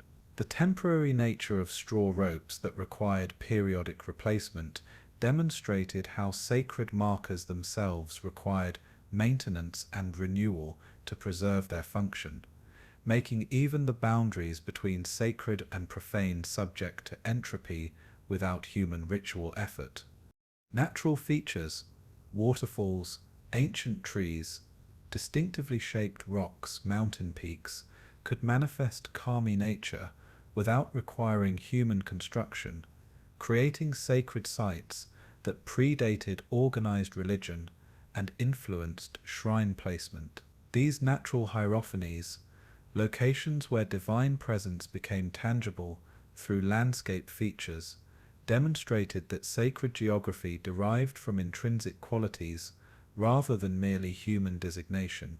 The protection of such sites through shrine construction and ritual protocols preserved them from exploitation or destruction, while enabling human interaction with divine power manifested through nature's exceptional features. Iwakura, sacred rock formations, serving as dwelling places for kami or sites where deities temporarily manifested during ritual ceremonies, represented the oldest form of Shinto worship predating permanent shrine structures. These natural altars required no architectural enhancement beyond occasional addition of shimanoa or ritual implements, acknowledging divine presence through marking and worship rather than construction. Archaeological evidence suggests that such rock worship predated agriculture's arrival in Japan, connecting historic religious practices to prehistoric spiritual traditions through continuous veneration of particular geological formations. The relationship between shrine architecture and prehistoric structures, particularly the formal similarities between Esse's design and ancient granaries, suggested religious continuity transforming practical buildings into sacred forms. This architectural conservatism preserved building techniques and aesthetic principles that would otherwise have been lost to technological advancement, making shrine construction a repository for archaic knowledge. The requirement for specialized craftspeople trained in traditional methods ensured that skills related to working without metal fasteners or modern tools persisted through generations when such knowledge had no practical application beyond religious architecture. The permeability of boundaries between human, animal, and divine forms characterized Japanese mythology's approach to identity as fluid and context-dependent rather than fixed and essential. Shape-shifting narratives demonstrated that appearance did not necessarily reflect nature, that divine beings could assume humble forms, and that humans possessed potential for transformation that transcended their birth categories. This fluidity enabled rich narrative possibilities, while reflecting religious understanding that acknowledged multiple levels of reality beyond surface appearances accessible to normal perception. The crane wife narrative, appearing in numerous regional variations, established the pattern of supernatural beings assuming human form to enter relationships with mortals who remained ignorant of their true nature. These stories typically involved a man who rescued a crane from hunters' traps or similar peril, only to have a beautiful woman appear at his home seeking shelter. Her supernatural weaving abilities, producing cloth of extraordinary quality that brought wealth to the household, came with the prohibition against observing her work. The husband's inevitable violation of this taboo revealed her transformation back to crane form while weaving, using her own feathers for thread in a process so painful or humiliating that discovery necessitated her departure. The transformations in crane wife tales involved not merely physical metamorphosis, but complete assumption of human social roles, including marriage, household management, and economic contribution. The supernatural bride's genuine affection for their husbands, demonstrated through their material contributions and expressed grief at necessary departures, complicated simplistic readings of these tales as merely cautionary warnings against curiosity. The ambiguity about whether these relationships represented genuine love or obligation created by rescue, and whether their endings constituted tragedy or necessary restoration of natural order, demonstrated sophisticated narrative engagement with questions about interspecies relationships and the costs of crossing categorical boundaries. Divine beings' assumption of human form to test mortals' character, hospitality, or wisdom appeared in numerous narratives where gods wandered disguised among humans observing their behavior. These divine inspection tours created situations where proper treatment of apparent strangers revealed true virtue that might be rewarded with blessings, while mistreatment of divine visitors in disguise brought catastrophic punishment. The impossibility of identifying which travelers might be gods encouraged universal hospitality as the only safe policy, transforming religious imperatives into practical social ethics that benefited all travelers regardless of their actual nature. Magical objects enabling transformation included shape-shifting cloaks, animal skins that granted wearers the forms of their original owners, and enchanted foods whose consumption temporarily altered those who ate them. These transformation tools democratized shape-shifting capabilities, making them accessible to humans who lacked innate supernatural powers. The temporary nature of most object-based transformations created narrative tension about maintaining disguises long enough to accomplish objectives, while avoiding exposure that might occur when transformations expired at inconvenient moments. The Buddhist concept of Honji Suijaku proposed that kami represented temporary manifestations of eternal Buddhist deities who adopted local forms to provide spiritual guidance appropriate to Japanese cultural context. This theoretical framework elevated kami from independent native deities to subordinate manifestations of universal truths, creating hierarchies that privileged Buddhism while enabling continued Shinto practice. The system's complexity, which paired specific kami with particular Buddhist deities through elaborate theological reasoning, demonstrated sophisticated syncretism that transformed potential religious conflict into complementary systems serving different spiritual needs. The transformation of deceased humans into kami through exceptional accomplishments or tragic deaths suggested that the boundary between human and divine was permeable in both directions. Individuals who made extraordinary contributions to their communities, whether through heroic deeds, artistic achievements, or virtuous governance, could receive posthumous elevation to divine status with shrines constructed for their worship. This human-to-kami transformation democratized access to divinity beyond bloodline or birth, creating pathways to apotheosis through merit rather than merely ancestry. Fox transformation narratives demonstrated the most common and culturally significant form of animal-to-human shape-shifting, with kitsune appearing as beautiful women to seduce men or as respected elders to provide counsel. The transformation's quality improved with the fox's age and accumulated power, making ancient nine-tailed foxes capable of perfect human mimicry indistinguishable from actual people. The occasional revelation of vulpine nature through careless moments, tales appearing during sleep, shadows showing true forms, or reflections in water revealing animal shapes, created detection methods that cautious humans could employ to identify supernatural imposters. The motivations for transformation varied widely, from malicious intent to trick or harm humans, through neutral curiosity about human life, to genuine affection that prompted supernatural beings to sacrifice their true natures for love. The diversity of transformation narratives resisted simple moral lessons, instead presenting shapeshifting as a capability whose ethical implications depended entirely on the transformers' intentions and the consequences of their actions. Some supernatural beings used transformation to protect humans from threats, while others employed identical abilities to prey upon their victims, making the power itself neutral and its moral valence dependent on application.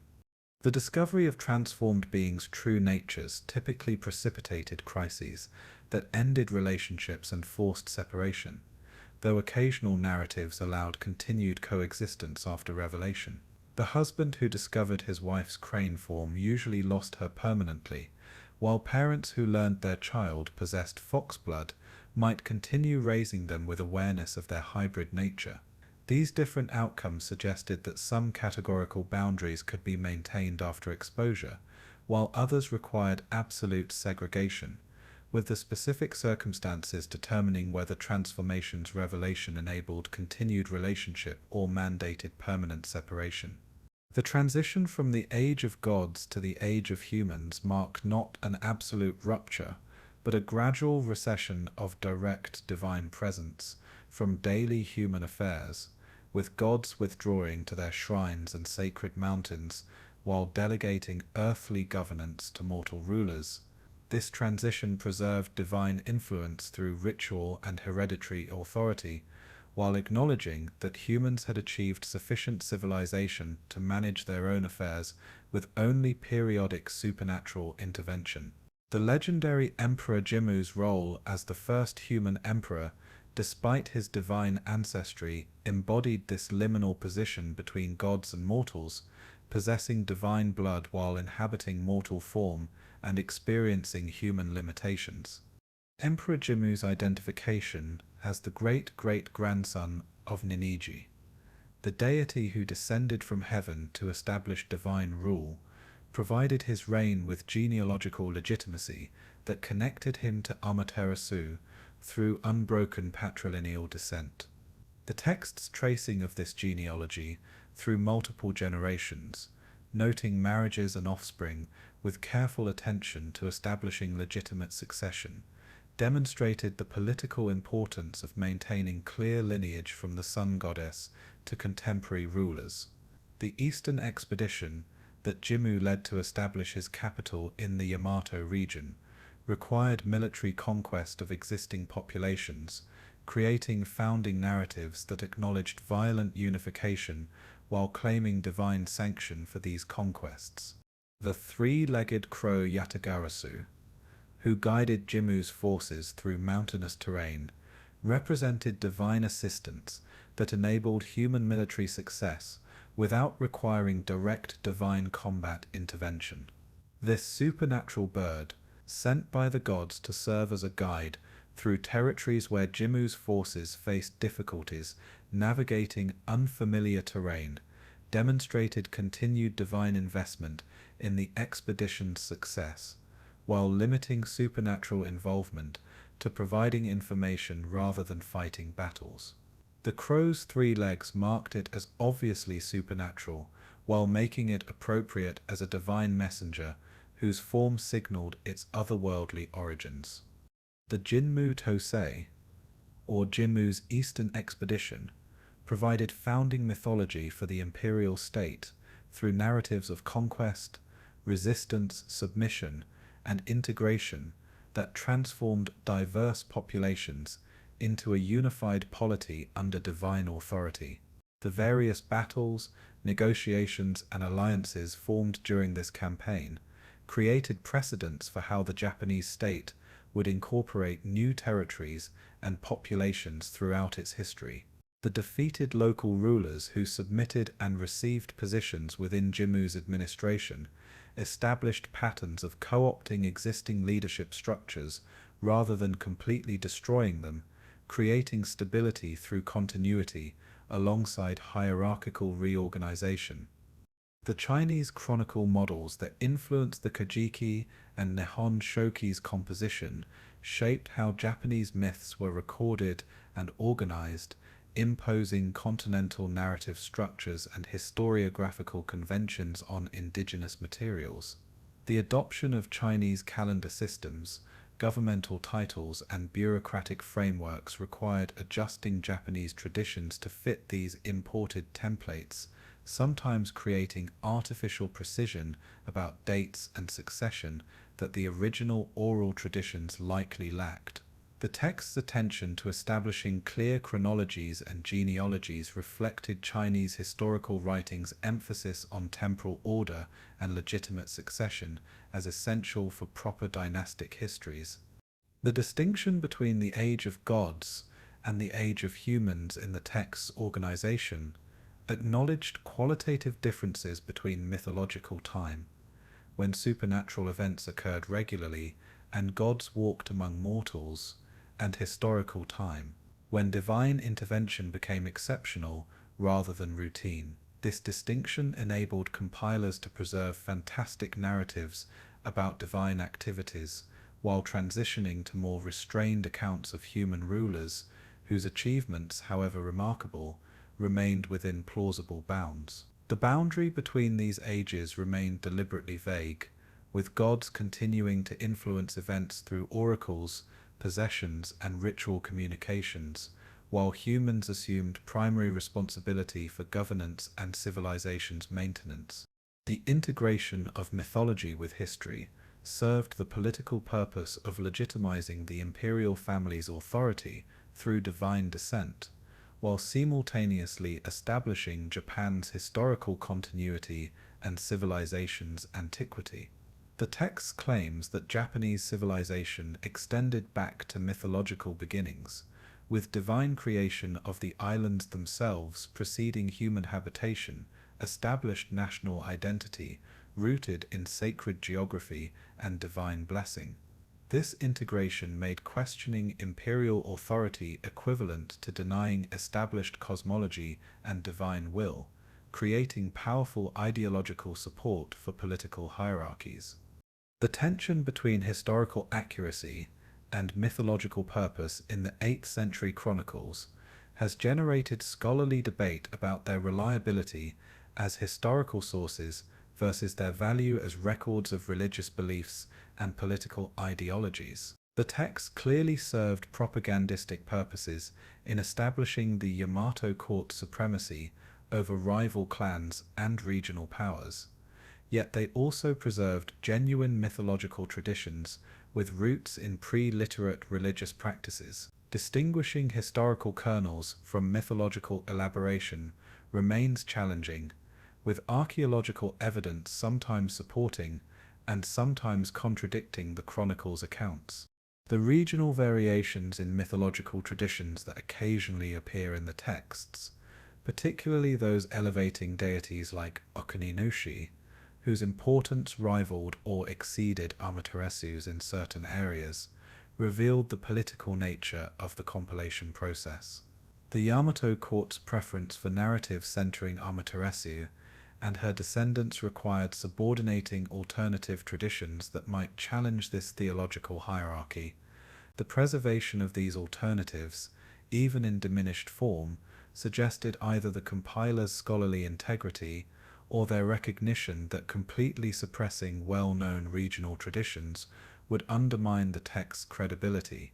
The persistence of Shinto as a living religious tradition, rather than merely ancient mythology, transformed into historical artifact, distinguished Japanese religious development from many other cultures, where indigenous traditions succumbed to monotheistic replacements. The continued operation of tens of thousands of shrines throughout Japan many maintaining ritual practices with roots in prehistoric periods, demonstrated that mythology remained actively engaged with contemporary life rather than relegated to museum displays and academic study.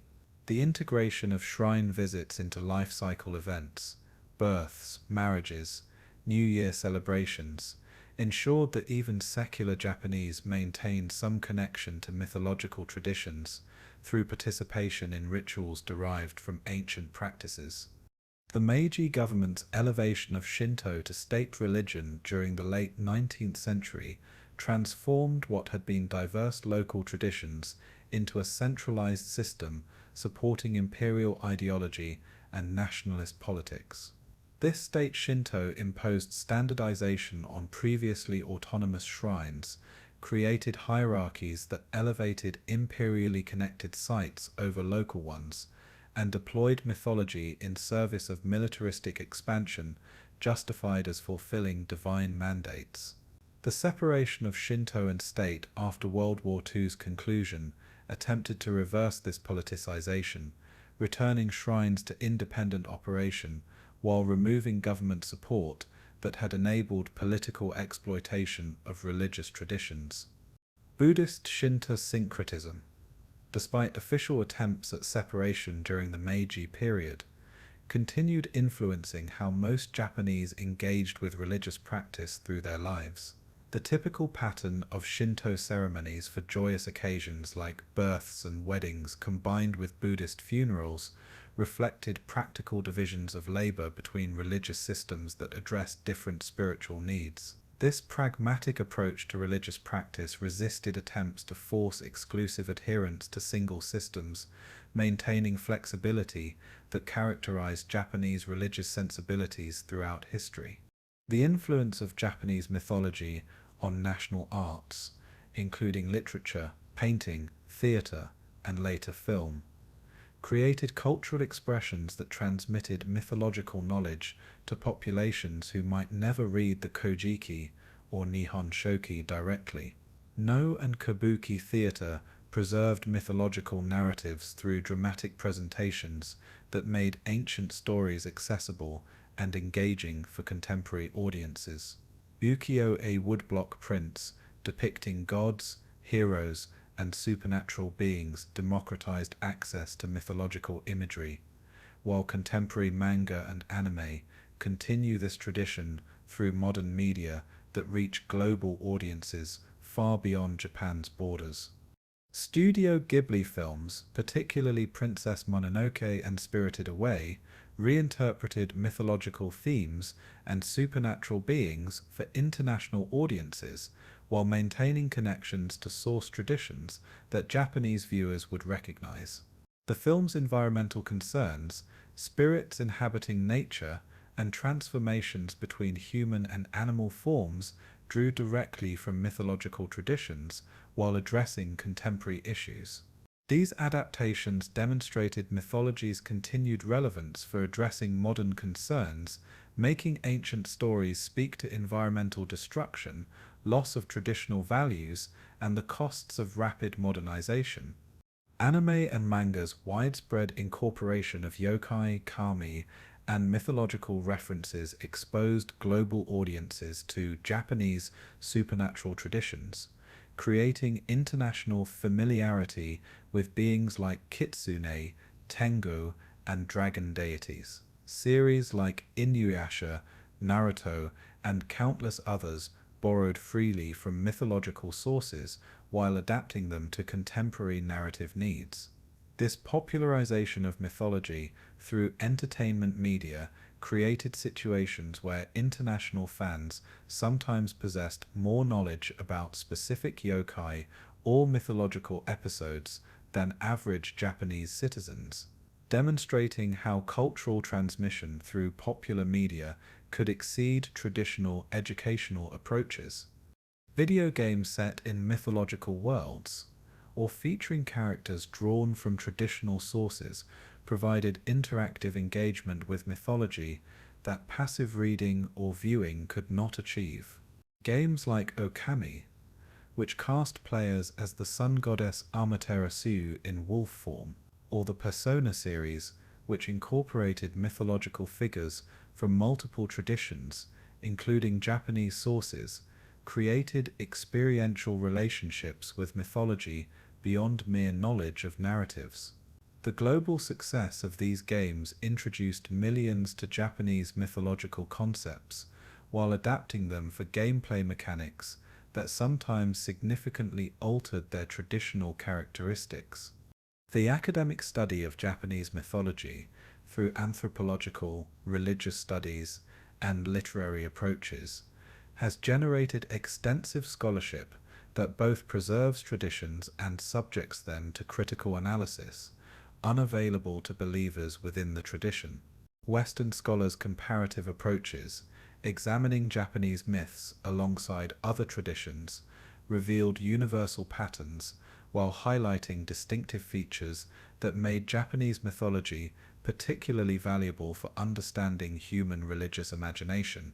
Japanese scholars' own examinations of their traditions, combining insider knowledge with academic methodologies, produced works that balanced respect for religious significance with intellectual rigor.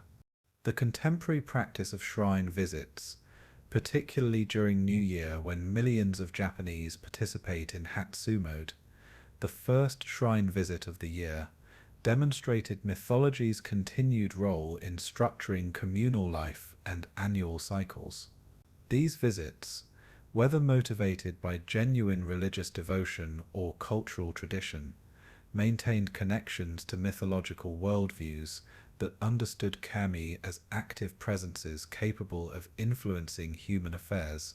The prayers offered at these occasions, requesting divine assistance with exams, relationships, or health, reflected continued belief in supernatural intervention despite increasing secularization of daily life. The preservation efforts directed toward traditional shrine architecture, ritual practices, and mythological knowledge recognized these traditions as invaluable cultural heritage requiring active protection from loss through neglect or modernization. The designation of certain shrines and practices as important cultural properties or intangible cultural heritage provided legal frameworks for supporting preservation while encouraging younger generations to learn traditional techniques.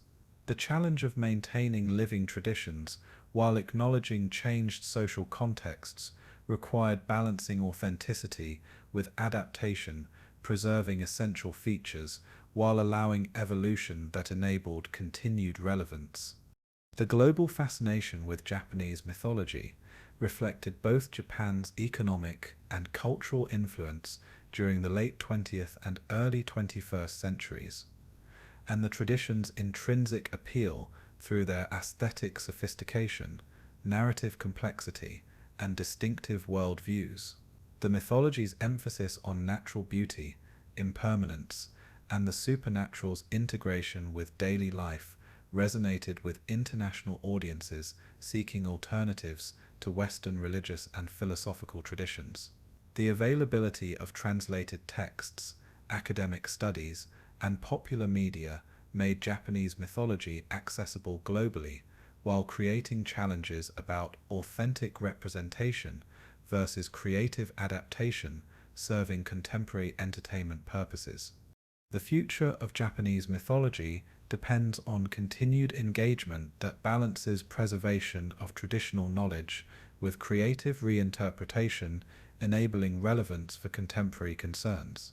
The tradition's survival through millennia of social, political, and religious changes demonstrated remarkable resilience, suggesting they will persist through current challenges. Whether as living religious practice, cultural heritage requiring preservation, or source material for creative works, Japanese mythology maintains significance that transcends its original context to address universal human concerns about existence, meaning, identity, and humanity's relationship with the natural and supernatural worlds. The educational integration of mythology into curricula, whether through literature classes examining classical texts or history courses exploring Japan's cultural development, ensured that younger generations maintained basic familiarity with traditions that shaped their cultural heritage. The challenge of making ancient narratives engaging for students raised in secular, technologically advanced society required pedagogical creativity that connected mythological themes to contemporary concerns. Teachers who successfully demonstrated how ancient stories addressed timeless questions about justice, family relationships, environmental stewardship, and personal integrity helped students recognize mythology's continued relevance beyond mere historical curiosity. The commercialization of mythological imagery and characters through tourism, merchandise, and entertainment created economic incentives for preservation while raising concerns about trivializing sacred traditions. Shrine complexes that developed into tourist destinations, complete with souvenir shops selling mythological character merchandise, walked fine lines between making traditions accessible and reducing them to consumable products, divorced from religious significance. The debate about appropriate commodification of religious heritage reflected broader tensions between preservation through popularization versus maintaining reverence through restricted access and serious engagement.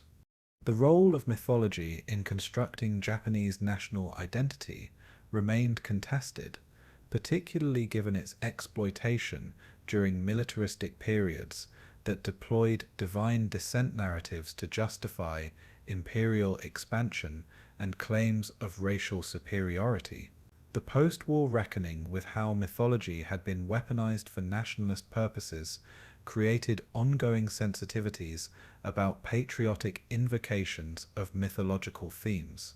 Contemporary efforts to celebrate cultural heritage without endorsing problematic political ideologies required careful navigation of how mythological narratives were presented and interpreted in public discourse. The environmental movement's invocation of mythological concepts about kami inhabiting nature and the sacred character of natural features provided religious frameworks for conservation efforts. The understanding that mountains, rivers, and forests housed divine presences created spiritual imperatives for environmental protection that complemented secular ecological arguments. This deployment of traditional beliefs for contemporary environmental purposes demonstrated mythology's flexibility in addressing modern concerns while maintaining continuity with ancient worldviews that recognized nature's sacred dimensions. The feminist reclamation of powerful female figures from mythology, particularly Amaterasu as supreme solar deity, and various other goddesses whose authority and agency contrasted with later historical periods' gender restrictions, provided resources for challenging patriarchal social structures.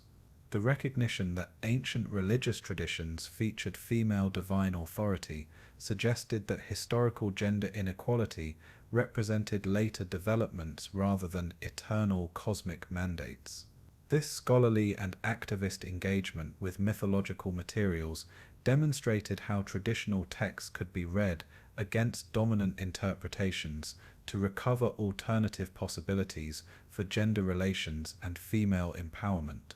The digital preservation of mythological texts, artifacts, and ritual practices through online archives, virtual museum exhibitions, and digital reconstructions of archaeological sites democratized access while creating permanent records resistant to physical deterioration.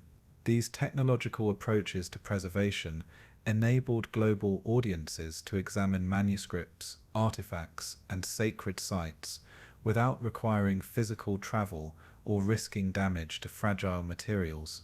The creation of searchable databases containing mythological narratives, scholarly annotations, and comparative materials facilitated research that would have been impossible when sources remained scattered across multiple institutions and publications. The challenge of translating mythological texts for international audiences required balancing literal accuracy with readability, navigating cultural concepts lacking direct equivalents in target languages. The decision to leave certain terms in Japanese with explanatory notes versus finding approximate translations that might distort original meanings reflected ongoing debates about translation philosophy and the possibility of genuine cross-cultural understanding. The availability of multiple English translations of the Kojiki and Nihon Shoki, each making different choices about these issues, provided readers with options while highlighting how translation inevitably involved interpretation that shaped reader understanding. The comparative mythology approach that examined Japanese traditions alongside Greek, Norse, Celtic, and other mythological systems revealed both universal patterns in human religious imagination and distinctive features that made Japanese mythology particularly valuable for understanding alternative possibilities for conceptualizing divinity, cosmology, and human-divine relationships. The recognition of common motifs, creation from chaos, descent to underworlds, hero journeys, divine tricksters, suggested that human cultures independently developed similar narrative structures for addressing fundamental existential questions.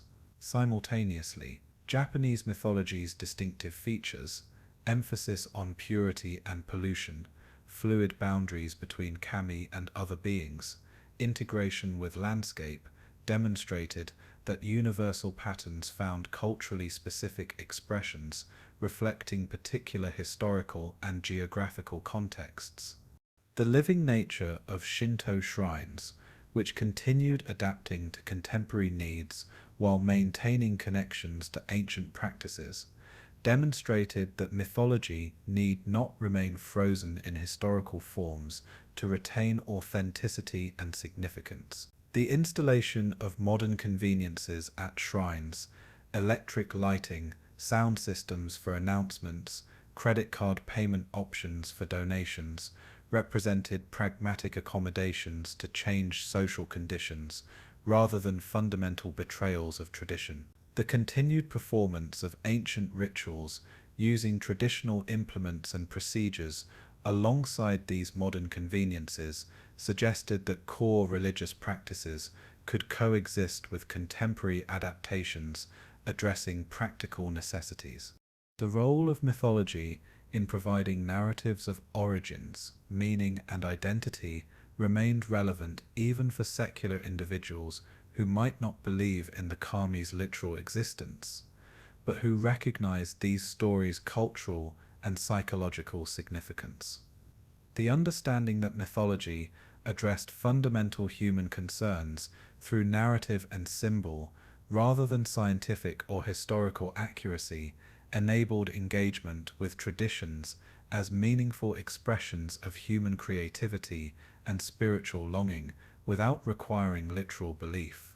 This sophisticated approach to mythology as culturally constructed but nonetheless significant reflected modern religious sensibilities that sought meaning beyond both fundamentalist literalism and reductive dismissal of tradition as mere superstition.